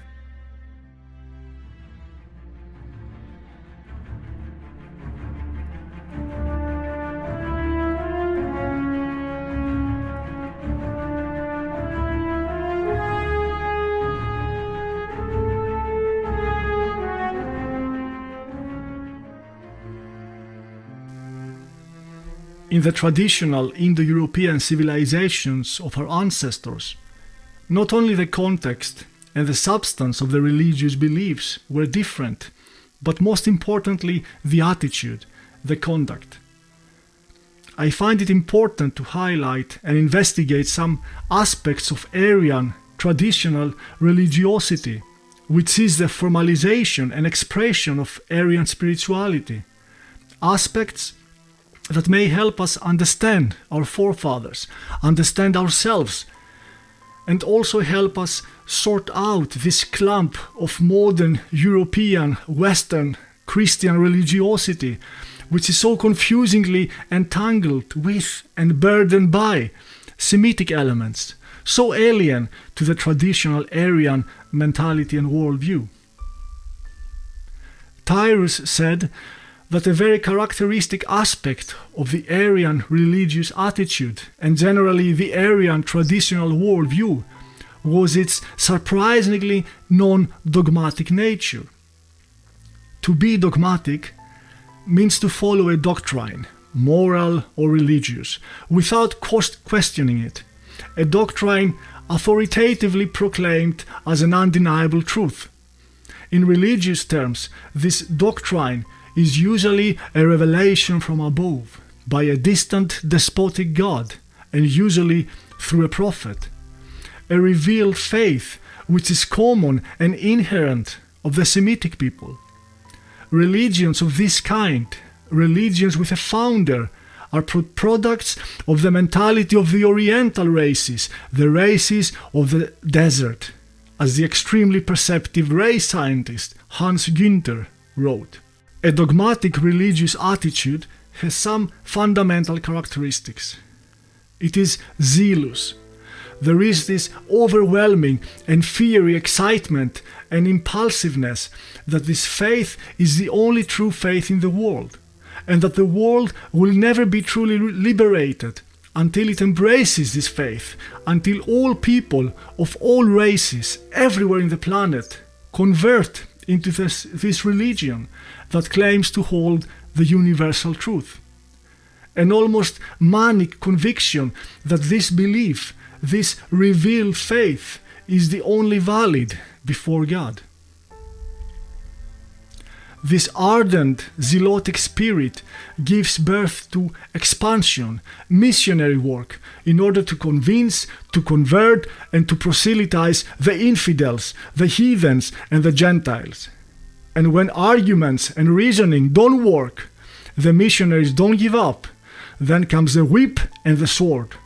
And if that doesn't work either, then it is time for intrigue, conspiracy, machination, and subversion. A third character of the dogmatic faith is its intolerance. These religions cannot tolerate and cannot coexist with others. They antagonize, undermine, and openly attack all other faiths when forced to coexist. And in times of history, where the conditions are such that don't allow these religions to take on their inherent and original strategy of conquest, in times where the opposing faith is strong and dominant, like in the early Aryan empires, or in times where other forces are stronger and more appealing to the people, like nowadays in our secular Western world. In these times, the dogmatic faith adapts temporarily and lurks until given the chance to reveal its real face and attitude of hostility, intolerance, and persecution. All these characters of the dogmatic religions of the desert are completely remote and unnatural to the Aryans. The traditional Aryan spirituality and religious belief is an inner experience, an inner conviction of free and upright men. Men who confront the divine without fear, but in dignity and mutual communion. Men who strive to be virtuous, who live according to the eternal order of the world, where both men and gods have their time, their place, and their duties. A conviction of men who live in harmony with nature, and who strive to fulfill and realize their own inner nature, individually and collectively as a people. And their inner nature is of course specific to them, specific to their kind, to their tribe, to their race. And for the Aryans, the idea of preaching their faith in order to convince strangers that it is the only right one, in order to convert them into their religions, was unthinkable, and they never did it. And I wish to quote Hans Günther once more. He wrote, "Zeal to convert and intolerance have always remained alien to every aspect of Indo-European religiosity. In this religiosity, the Nordic sense of distance between one man and the other is revealed, as well as modesty that prohibits intrusions upon the spiritual domains of other men. One cannot imagine a true Hellen preaching his religious ideas to a non-Hellen. No Teuton, Roman, Persian, or Aryan Brahman Indian would have wished to convert other men to his belief. To the Nordic race soul, interfering in the spiritual life of other men is as ignoble as violating individual boundaries." Looking to the oldest sources of Aryan tradition, like the Homeric poems and the Indo-Aryan Vedas, and even up to the sources of classical antiquity, there is absolutely no sign of religious fanaticism, no evidence of will or attempts to proselytize and convert others, and no evidence of religious wars as we get to know them later in history. The traditional Aryan civilizations, that is, before the coming of Christianity, were fundamentally and naturally tolerant and non-aggressive to other faiths. Our ancestors did wage wars and have been ruthless in many occasions, putting all enemies to the sword and sparing no one, but never in the name of religion, their own or their enemies. And we see this most clearly in the case of empire building, where Aryans lived in centuries alongside different races and cultures, with different religions under the same state structure. It is there, during the Aryan expansion and empire building, where our ancestors had to actually deal with the issue of religiosity among their multi-ethnic subjects, and they made laws regarding the state's attitude towards non-Aryan faiths. In the Persian Empire, Kings Tyrus and Darius passed commandments securing the mutual tolerance between the different faiths of the empire. And even though Zoroastrianism was the central religion of the empire, the one practiced by the ruling aristocracy and a great part of its subjects, it was never forced to other people and tribes of the kingdom.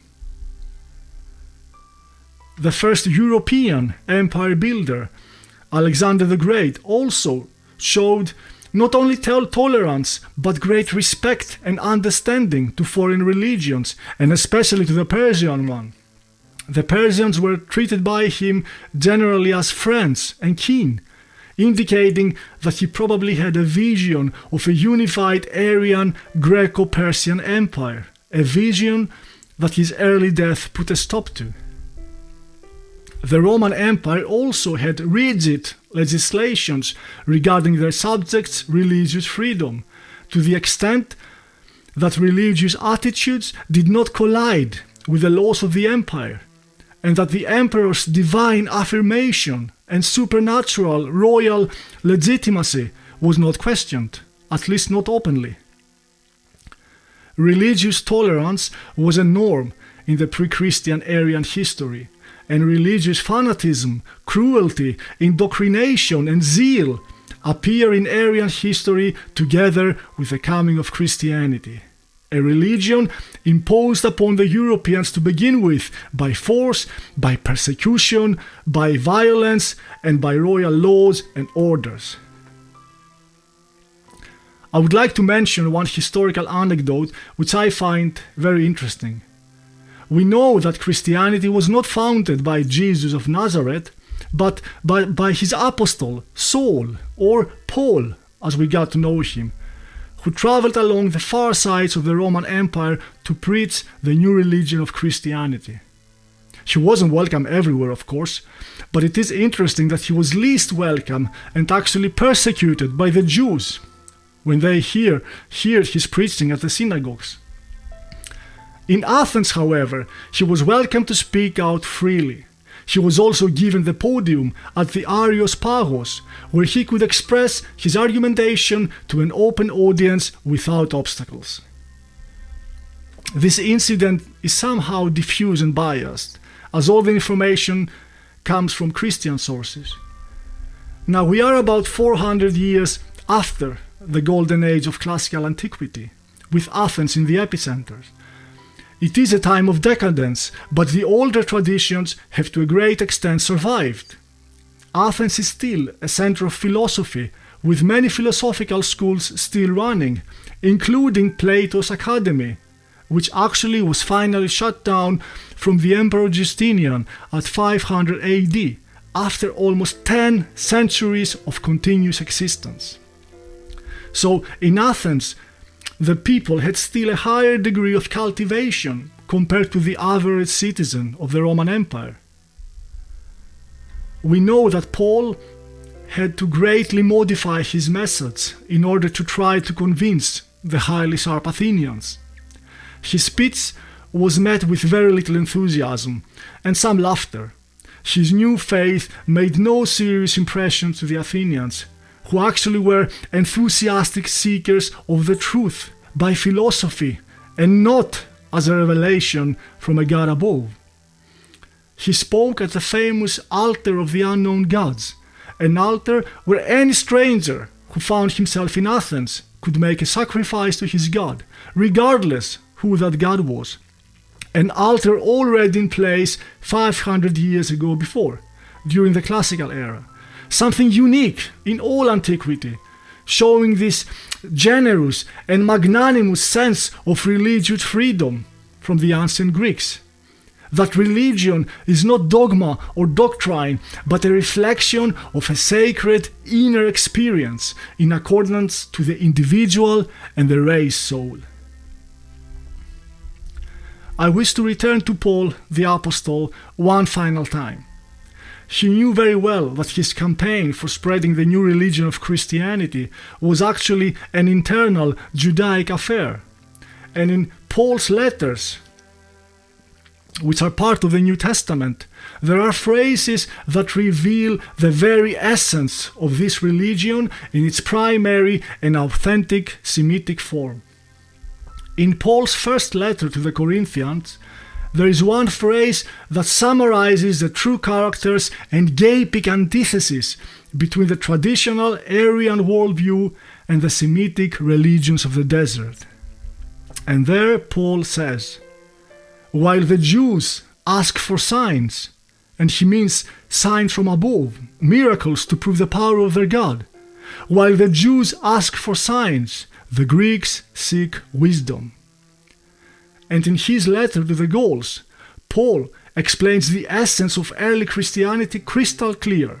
He says, "Here there are no Jews or Greeks, there are no slaves or free men, no men or women." This is, in reality, an early Marxist doctrine that denies everything natural and organic, that questions the order of the world and the laws of nature, that aims to overthrow all the principles of the Greco-Roman tradition that were the foundations of the Roman Empire. We usually speak in Aristogenesis about the forces of decay and dissolution that continuously oppose and undermine the creative, regenerative forces of light and spirit in a continuous conflict that takes place on all levels of being, the physical level, the metaphysical, and inside us. Now, these forces are abstract and difficult to understand, but these forces find expression in our world and in history, and right there we see them acting in history in the form of early Christianity. And the message is perpetual. Race is not important, caste is not important, gender is not important. The identical Semitic mantra repeating itself all the way from early Christianity to Bolshevism 100 years ago and cultural Marxism today. A message against the cosmic order and hierarchy, against the natural laws and principles which were the foundation of our ancestors' traditions and worldview, the foundations of their civilizations and the inner core of their spirit. And we wage our battle not only against the message, not only against the people who bear the message, but also and primarily against the source of the message, against these forces of active death, as great Savitri Devi called them, on all levels, in religion, in philosophy, in arts, in politics, and inside our personalities. And total victory can only be understood as a complete dominance on all the levels where the forces of active death engage us simultaneously. I wish to speak more about the sun god, the solar deity, and how its role and meaning evolved in tradition and through history, and ended up with a complete new context in later antiquity, a context that corresponds to the essential character and qualities of the Sky Father himself in Aryan spirituality.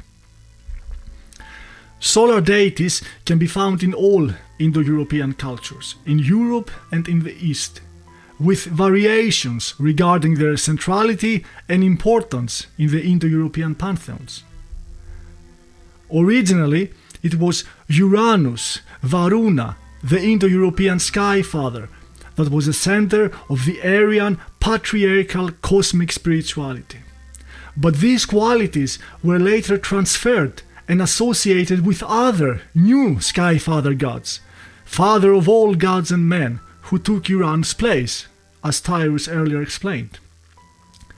In the Indo-Iranian tradition, the Gathas, Varuna's place is taken by Ahura Mazda, the Lord who observes all, and it is also there in Avesta where for the first time the sun is called the eye of the Sky Father, and I will return and explore this relationship further. In Hesiod, we also see this transformation of the Sky Father from Uranus to Zeus, and there the adjective megas, great, is applied to both Zeus and the older god Uranus, and it's not a standard epithet of gods, it is used only for the highest ones. The Sky Father is king of the gods and the supreme power in the world. He stands as a symbol of the Aryan patriarchal order and harmony, as a guardian of the hierarchy of the world, the physical and the metaphysical. He was also thought to be responsible, among other things, for the supervision of justice and righteousness, all-seeing and all-knowing. In Greek tragic poetry, Zeus is referred to as all-seeing, and Hesiod again warns rulers that the eye of Zeus sees everything and notices everything. And likewise, in the Vedas, Dyaus is all-knowing. One of the Homeric adjectives for Zeus is the one with wide vision, all-seeing. But in the Iliad, it is specifically the sun who oversees and overhears everything, and the god Helios is invoked together with Zeus as witness to oaths. King Agamemnon, in making treaty with Priam, calls upon Father Zeus, who rules from Mount Ida, greatest and most glorious, and Helios, who oversees everything and overhears everything. The great poet Aeschylus also calls the sun the tireless eye of the sky. In the Vedas, the solar deity Surya is attributed also to survey the whole world and see everything. Sometimes Surya is the eye of the gods Varuna and Mitra, the gods who supervise justice, or in Avesta, the eye of Ahura Mazda, as I said earlier. In the Old English poem Phoenix, the sun also surveys the world. And in Ovid's works, the Roman poet, the sun god also calls himself eye of the world. So the analogy of the sun as the eye of the gods finds expression in all Indo-European traditions. In Greek myth, the solar deity Helios appears as a non-central god with a genealogy. He is invoked as witness to oaths. Sometimes he is a speaking character interacting with other gods. He has no public cult except in the island of Rhodes, where he was depicted in the famous gigantic statue, the Colossus, one of the 7 wonders of the world. The poet Snorre Sturlason, in his work Gylfaginning, which is part of the Edda, says that Sul, in the female form this time, was a goddess, and in Voluspa she also appears in a personified form.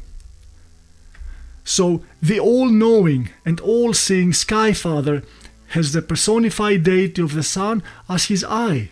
But it seems that gradually the essence and qualities of the Sky Father are transferred to the sun itself. And the first ancient source which I found where the sun appears as something more essential than a personified deity or the eye of the Sky Father is the Homeric hymn to Demeter, a poem which is at least 2,700 years old and probably much older as an oral tradition. And in this hymn, the sun is addressed as watcher of men and gods.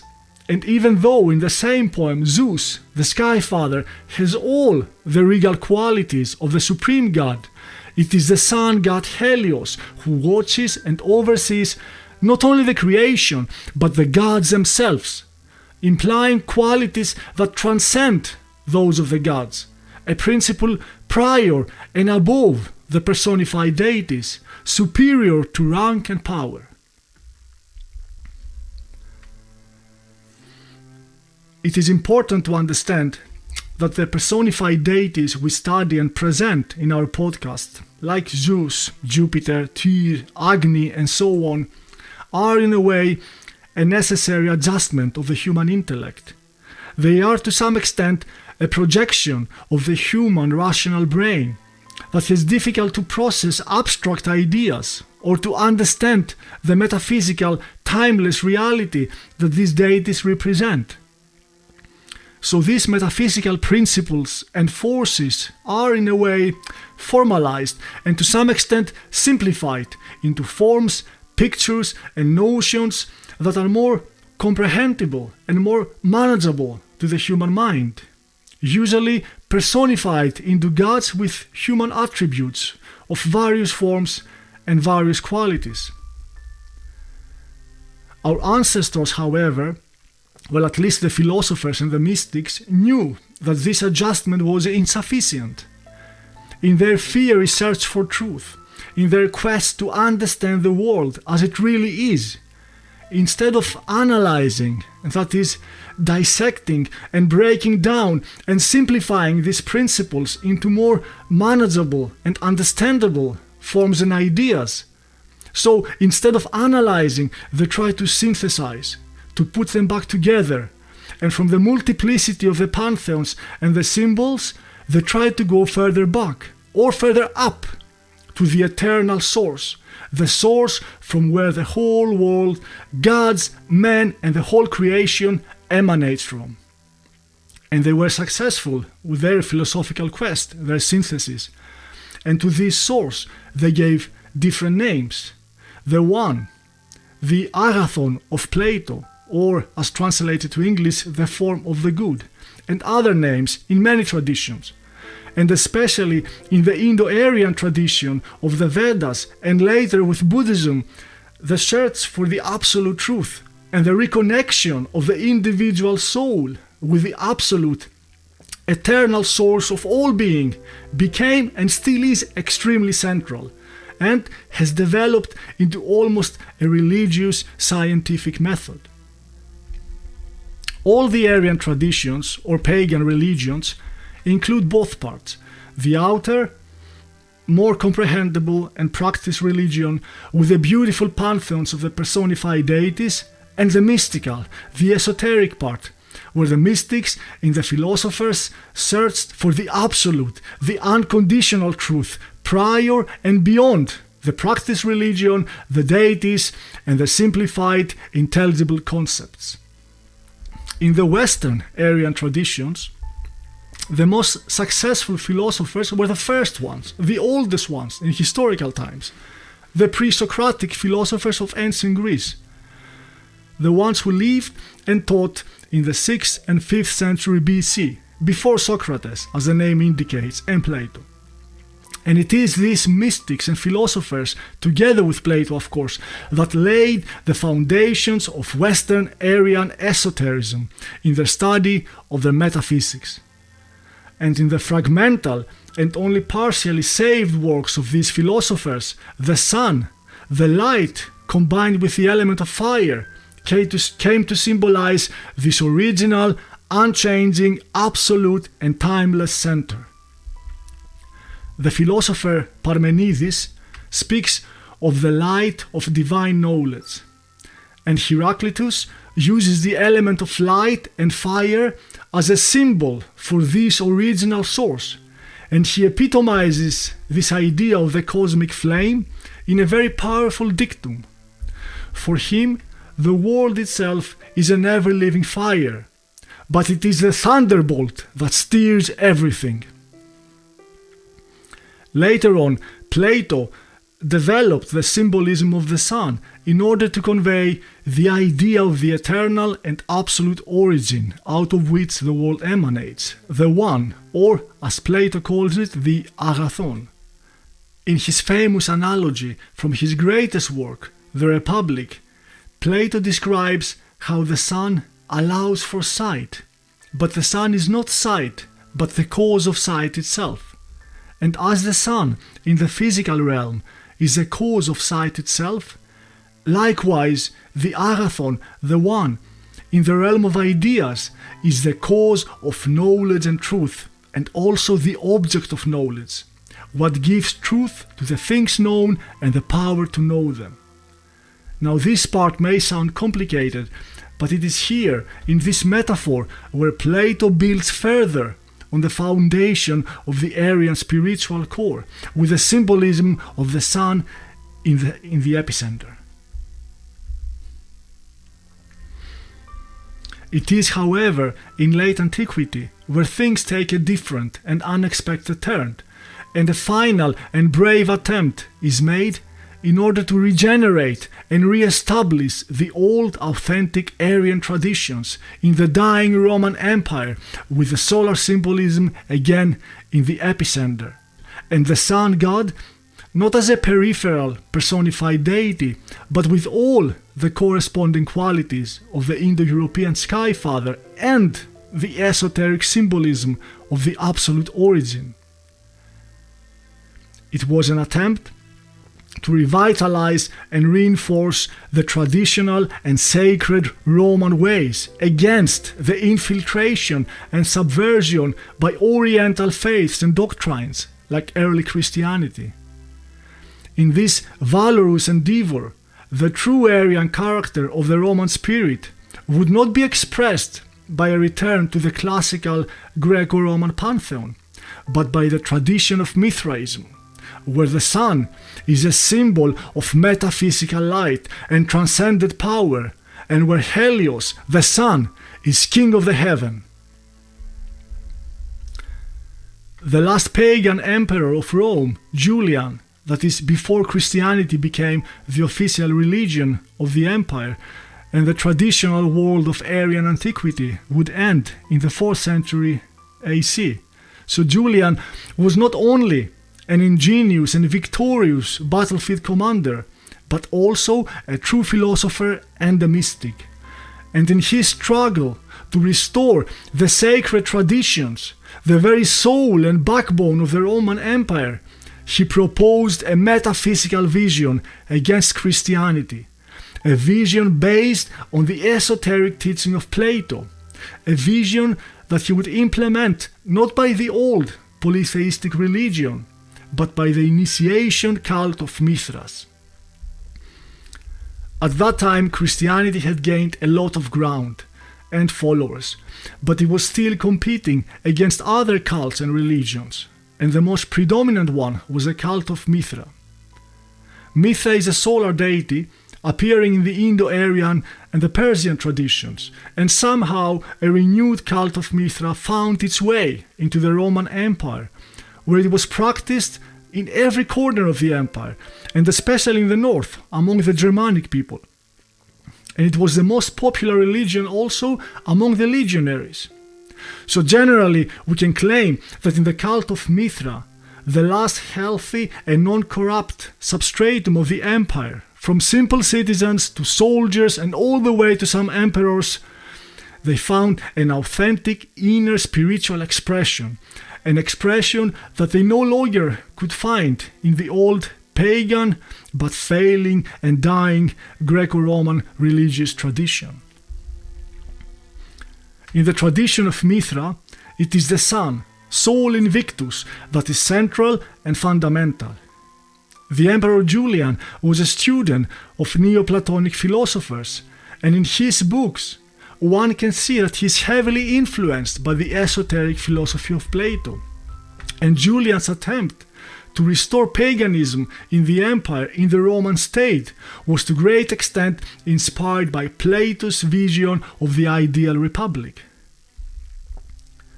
For the Emperor Julian, Helios, the sun, the central principle of his Platonic paganism, symbolized first of all the One, the absolute principle out of which the whole world emanates, the principle which governs the highest realm containing Plato's forms.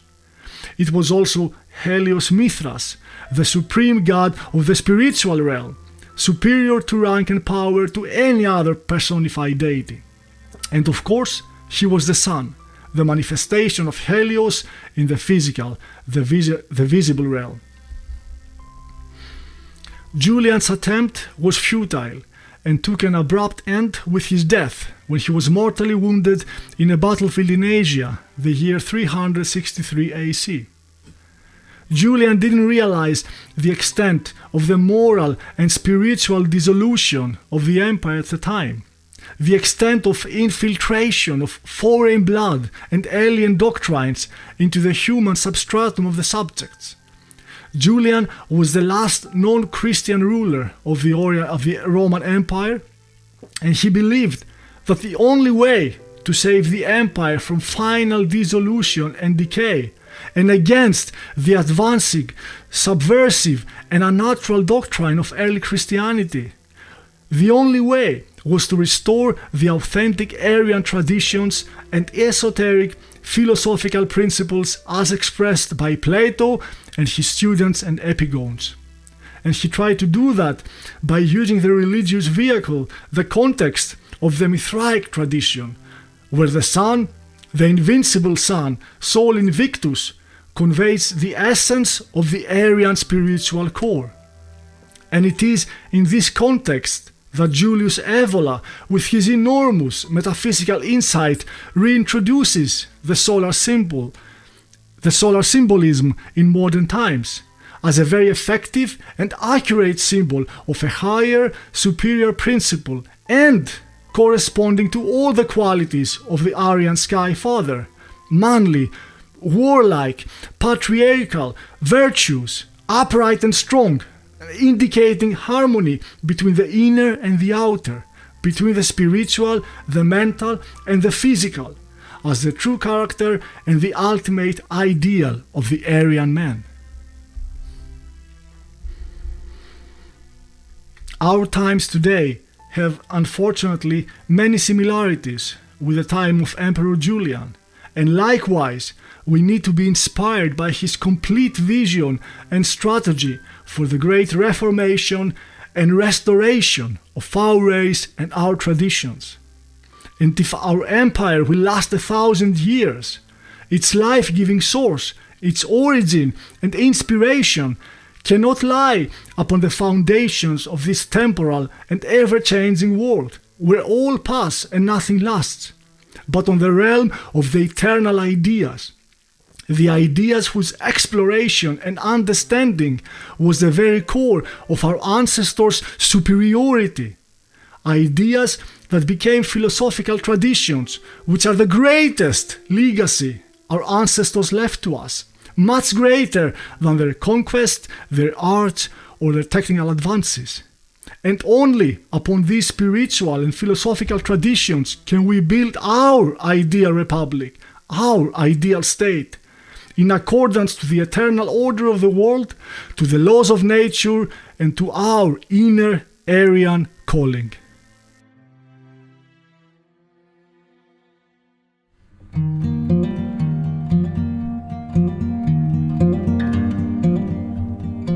The most known sky god in Norse mythology is Heimdal, even though Thor and Tyr also are candidates. I will venture to say that there is yet another sky god, forgotten from a time when our forefathers viewed the sky differently. I will explore on this.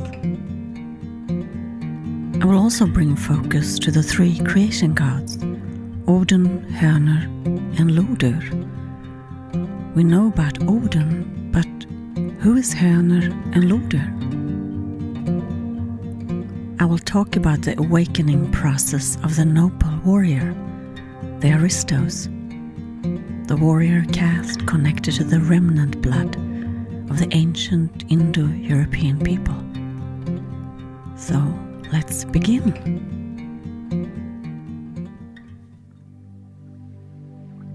In Norse creation saga, there are three gods who gave form and life to the first humans. Ask and Embla were created from the tree trunk, flushed up on the shores. In Voluspa we can read, Odin gave them breath and spirit, Hörner gave them thought and discernment, and Lodur gave them life, color, and soul. We know who Odin is, but who is Hörner and Lodur? There's not much written about Lodur. He is mentioned as Odin's friend in a few poems. And the Vala speaks of Lodur in Voluspa 56, when Thor and the Midgard serpent kill each other at the end of the world. The Vala spoke, Then came the luminous descendant of Lodur. Thor, the son of Odin, approached to fight and kill the serpent.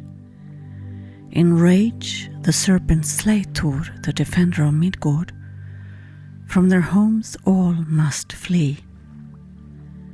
9 steps the son of Fjorgun took, and then died by the venom from the snake.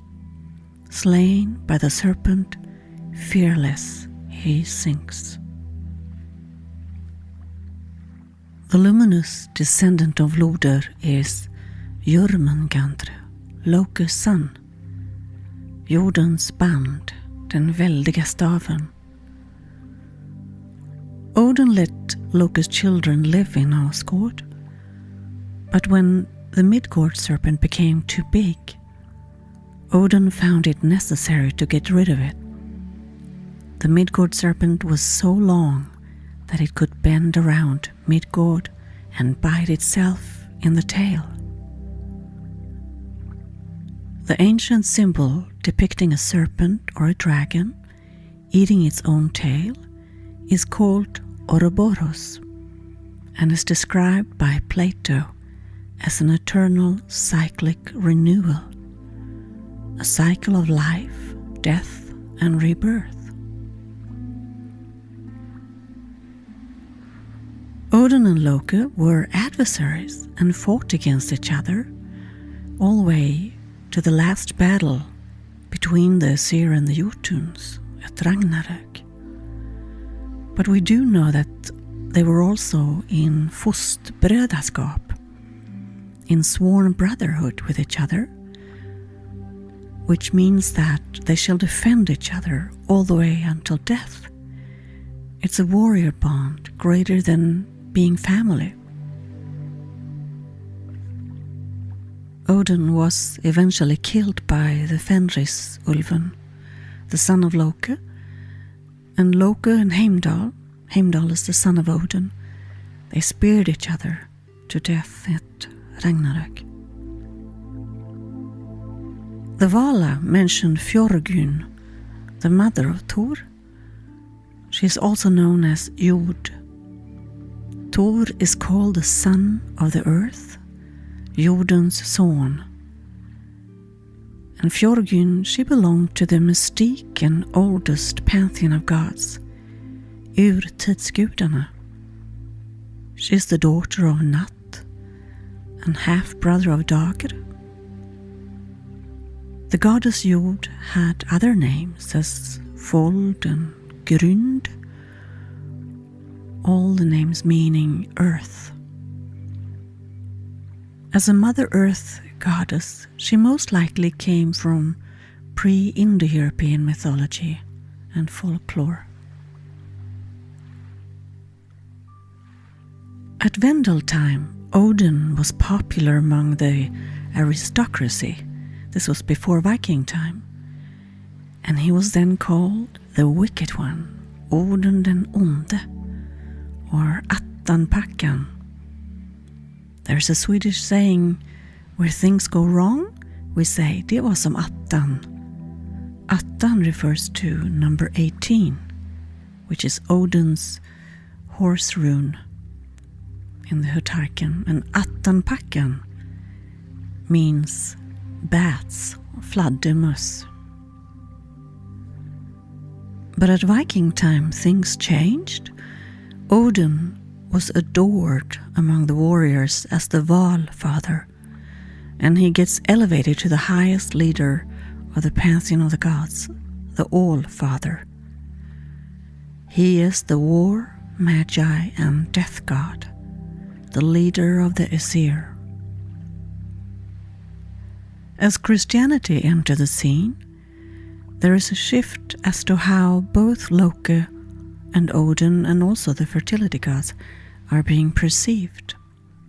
Loki gets viewed as the trickster, the evil one, or Satan. Well, Odin have around 147 names, and they sort of describe Odin's character, and I thought I'd just mention a few. Allfödre, the All-Father. Bölverker, the evildoer. Draugadrottin, the Lord of the Dead.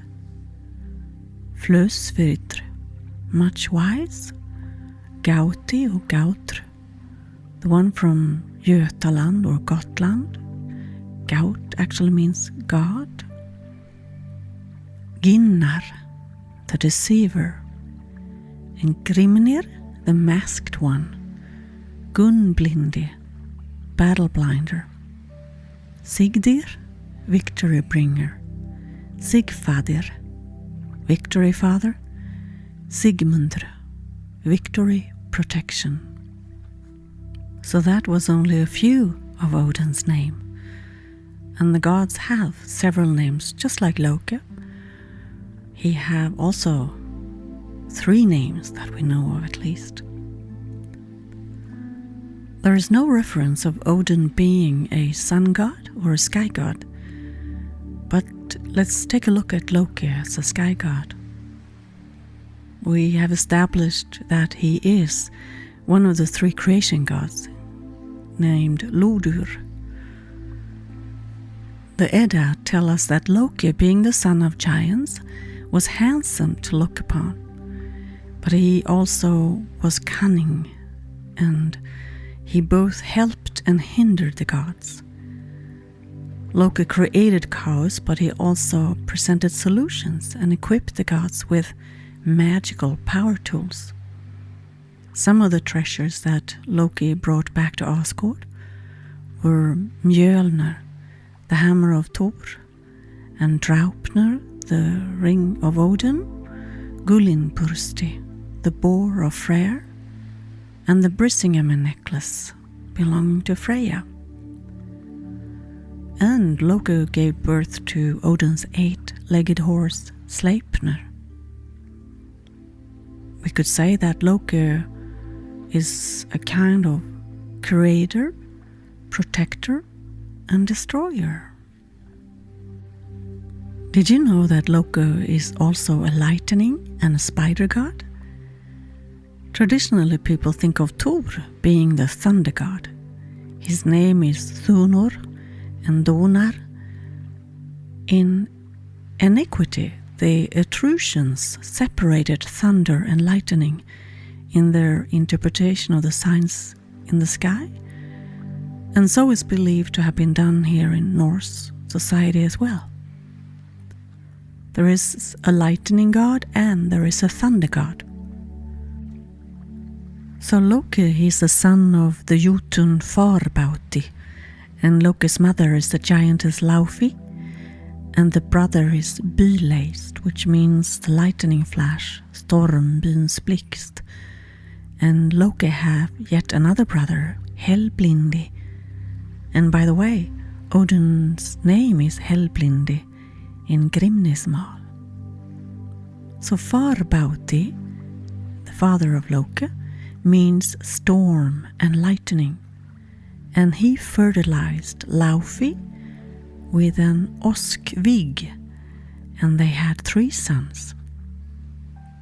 An Oskvig is a stone axe to be put in the ground or built into a wall, endowed with magical power to be protected by Loki from being harmed by a lightning strike.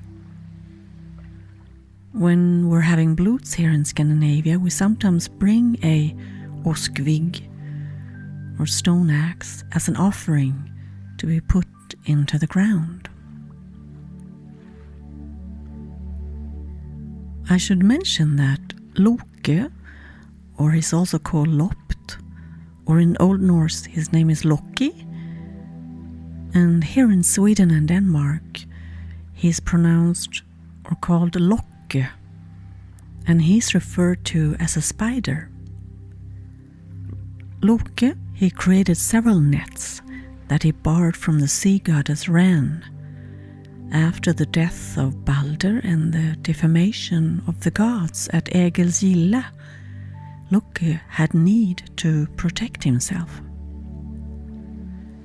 The Jotun mother of Loki, Laufey or Nal, her name means leaves or foliage, as lövträd and barr.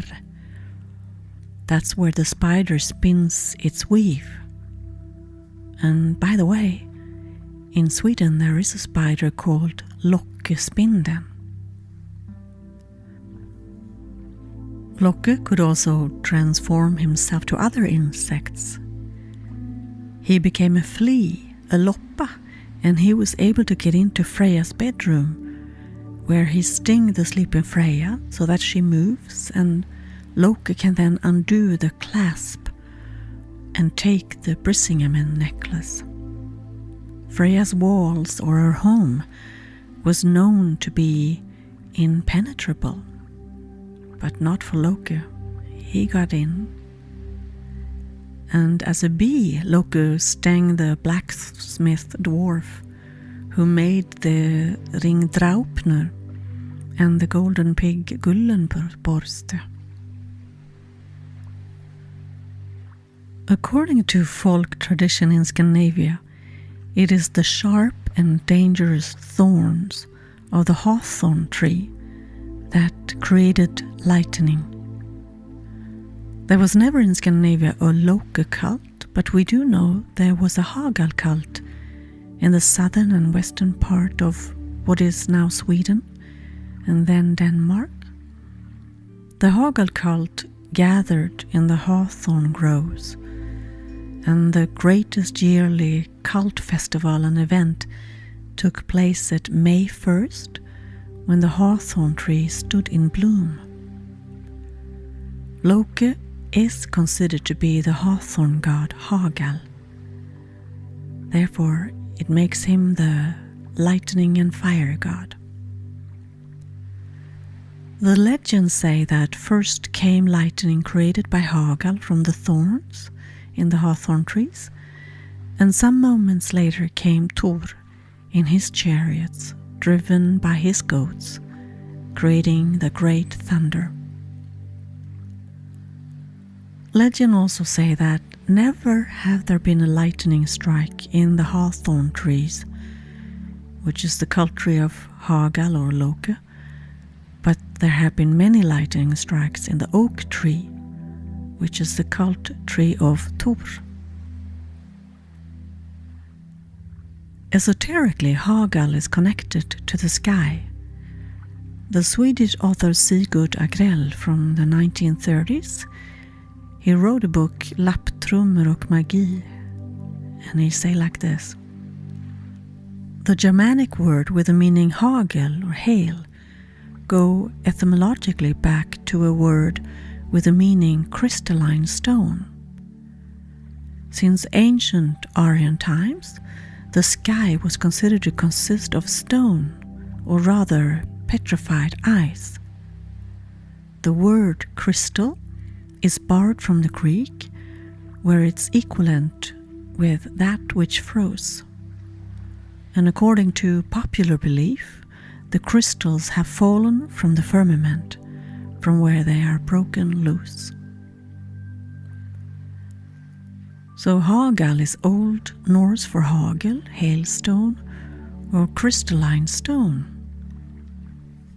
The runa hagel, number 8, have similar cold-bringing effect as Isrunan, number 10, but hagel also have this destructive force to demolish everything in its way with hagel or hail. So the sky being made out of crystallized stone or petrified ice, and pieces being broken off from the firmament in form of hail, hagel, and the god of hagel is Loki. Could this make him a sky god? There are speculations about this. There is a theory. Now I would like to continue with a known sky and sun god in Norse mythology. His name is Heimdal. I have spoken about Heimdal in previous episodes, but there are so many more angles to the complexity of the pantheon of the gods. He is the son of Odin, we know that. He is known to be the one who shines over the world, världens glans. But Heimdal's name really means blooming tree. And therefore Heimdal represents the world tree Yggdrasil, and that is circumscription for Vintergatan, the Milky Way. This makes Heimdal undoubtedly a sky god. He is also connected to the sea. He is born out of the cold North Oceans by the 9 mothers, said to be the sisters of the waves of the ocean, and their names depict reflect poetic terms of waves. These 9 mothers also represent the 9 worlds in Norse cosmology.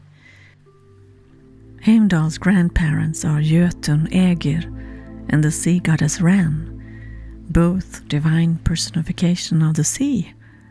Ran is called Havsfrun, and she is said to, with her net, pull drowned sea fathers to the great halls located in the depth of the ocean.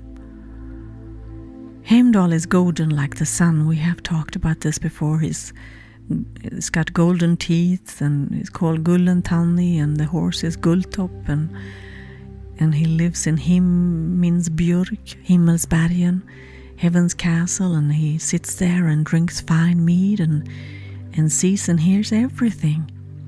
He possesses extraordinary superhuman senses. He could hear sap running through the trees and the tiniest plant growing in the heart of the hidden hills. He needs less sleep than a bird, and he can see just as good in nighttime as in daytime. Heimdal is a light bearer. He is the protector of the gods. He's the watchman, and he guards the entryway to Asgard. He was closely involved with the affairs of the gods, and I have some accounts here where he lulled Loki into the most embarrassingly false sense of security when he rescued Freja's Brisingamen necklace. This is how the story goes. Heimdal disguised himself as a seal on a cliff, and after having sat there quietly on the rock for several hours, with hardly a glance in Loki's direction, who also sat there disguised as a seal, he hauled himself up and unexpectedly punched Loki in the face, and then took the precious necklace. In another account, Heimdal dressed Thor as a woman in order to trick the giant Thrym into thinking it was Freja. The ploy worked, and Thor recovered his stolen hammer Mjolnir. So what else? Heimdal is called the father of humanity. He considered to be the progenitor of the Norse caste system. He was disguised as Rig in the poem Rickstula, and he traveled the land and visited 3 different kind of households and gave them advice and slept between the couples, and 9 months later all 3 couples gave birth to a male child, and the 3 castes were birthed: Trälar, Karl, and Jarl. And Heimdal, then disguised as Rig, taught the Jarl's youngest son Kon, which means Konung. He taught him the art of the runes. In Voluspa, the Vulva say that she knows where Heimdal's horn is hidden at the foot of Yggdrasil. And at the commence of Ragnarök, Heimdal will blow Jallarhornet with a most amazing and unique tone to make the gods ready for the last battle, which is called the Twilight of the Gods. In Sweden, it's called Gudarnas sista öde, makternas undergång.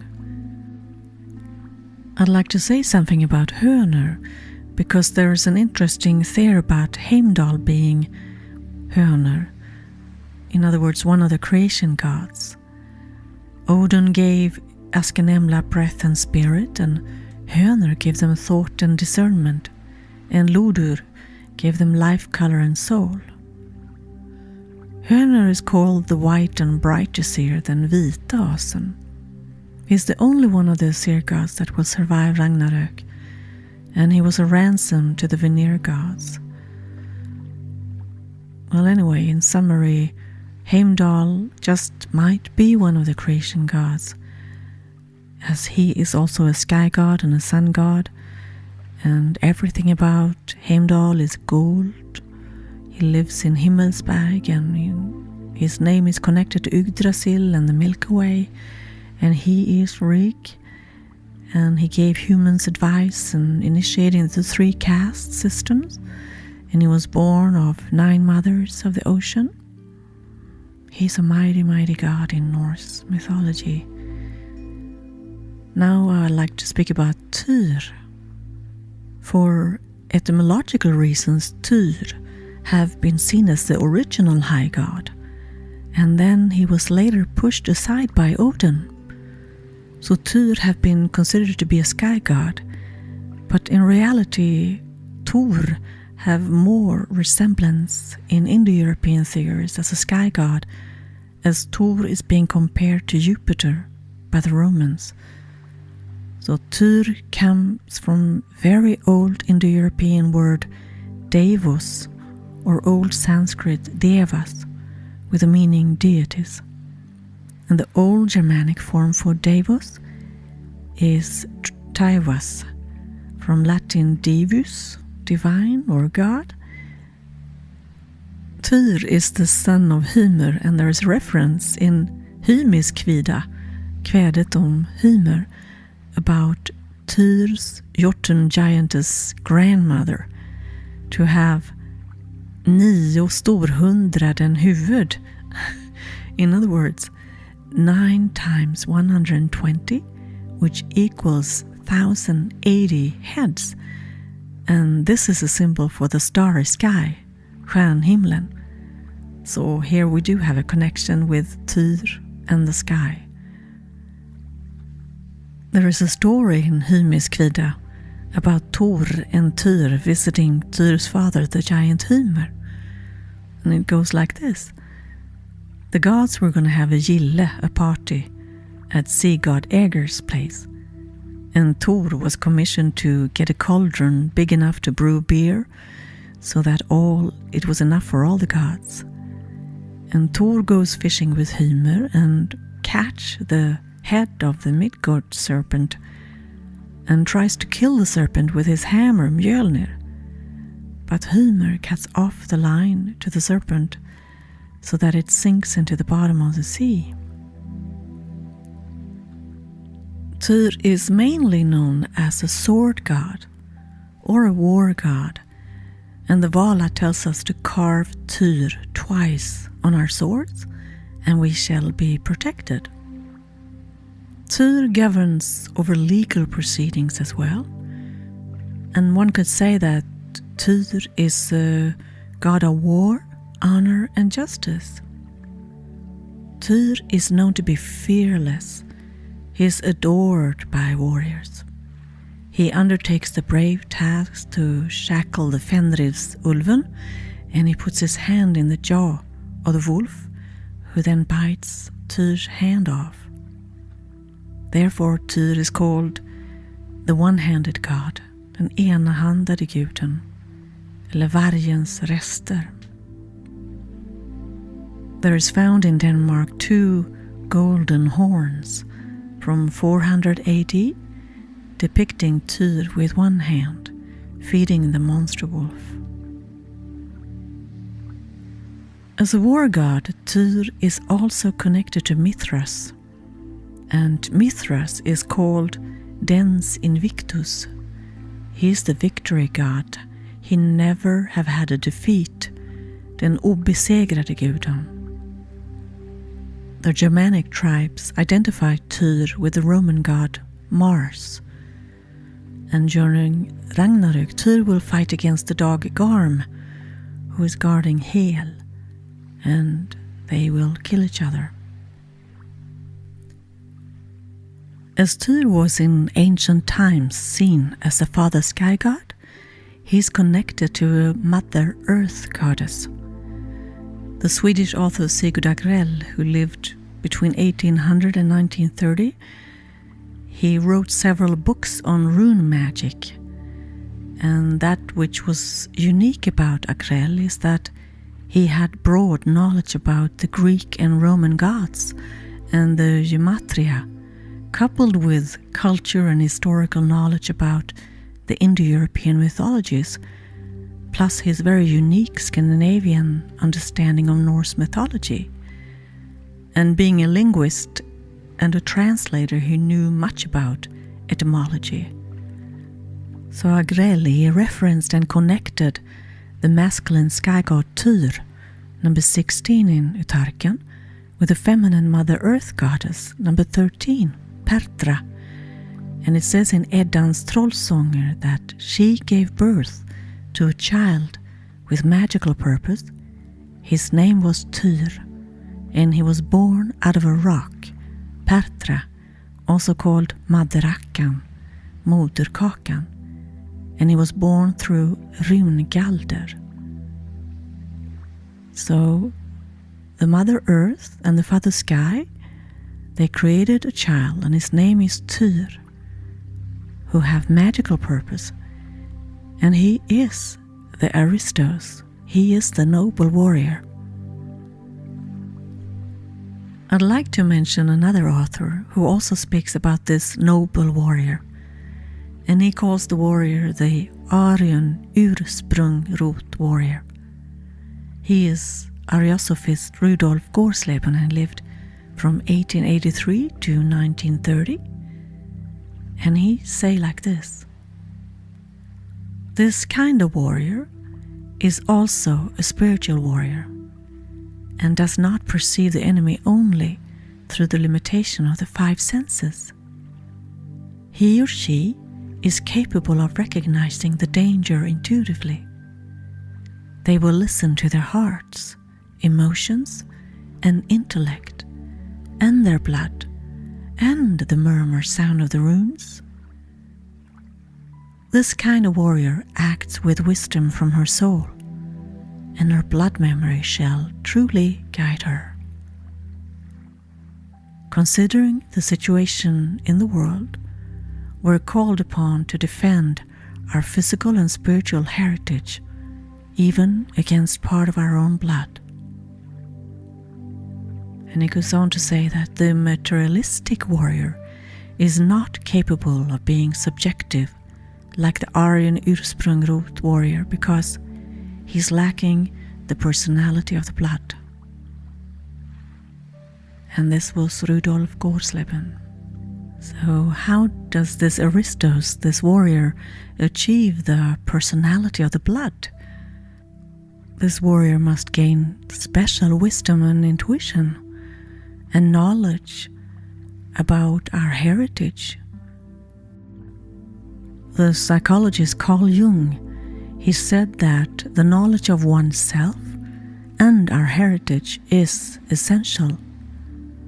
So it takes historical, culture, esoteric knowledge as well as strategic warfare skills to become this spiritual warrior. He has a name for this process. It's called the individuation process. It makes a human being an individual, a unique, indivisible unit, a whole man, a self-realized warrior, a whole warrior. Jung goes on to say that the individuation process helps us to get rid of false wrapping. In other words, we get rid of what we sometimes call the brainwashing. I think that the propaganda we have been exposed to for such a long time have led to a maladaptive psychosis of the collective. Because there is a point where a condition and a behavior goes overboard and our brain can no longer adapt. The condition becomes irreversible. It's a chronic state of mind. And the onslaught on our culture, history and morals have had effect through many generations by now. We live in a skewed and unnatural false world. And to whom this transition takes place and why is a question worth pondering on. I cannot explain why some of us have been able to react to the state of affairs and have a critical mind, and others have not, even within our own family. It's sad and frustrating when our family members drift away in this collective psychosis. And when we look back, we see that for the most of us, this so-called awakening process did not start yesterday. It's taken a long time. Yes, decades. So now is the time, and now we are in war, and now we are awake. Let me just finally make my own personal declaration to where I stand. My eyes are open and my blood memory awakened. I am a warrior, and I cannot come under subjugation. This goes against my very nature. I am aware and awake. I seek like-minded. I have first and utmost responsibility for myself, and then my family. I am part of an unwavering warrior caste, connected to the remnant blood of the ancient Indo-European people. The blood of the noble warrior, the Aristos, the Aryan ursprungrot warrior, shall truly prevail. Thank you for listening.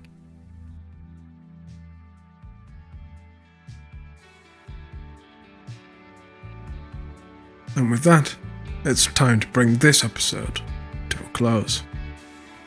I'm going to be taking a break from Aristogenesis for a short while, as I'm embarking on a bit of a religious pilgrimage.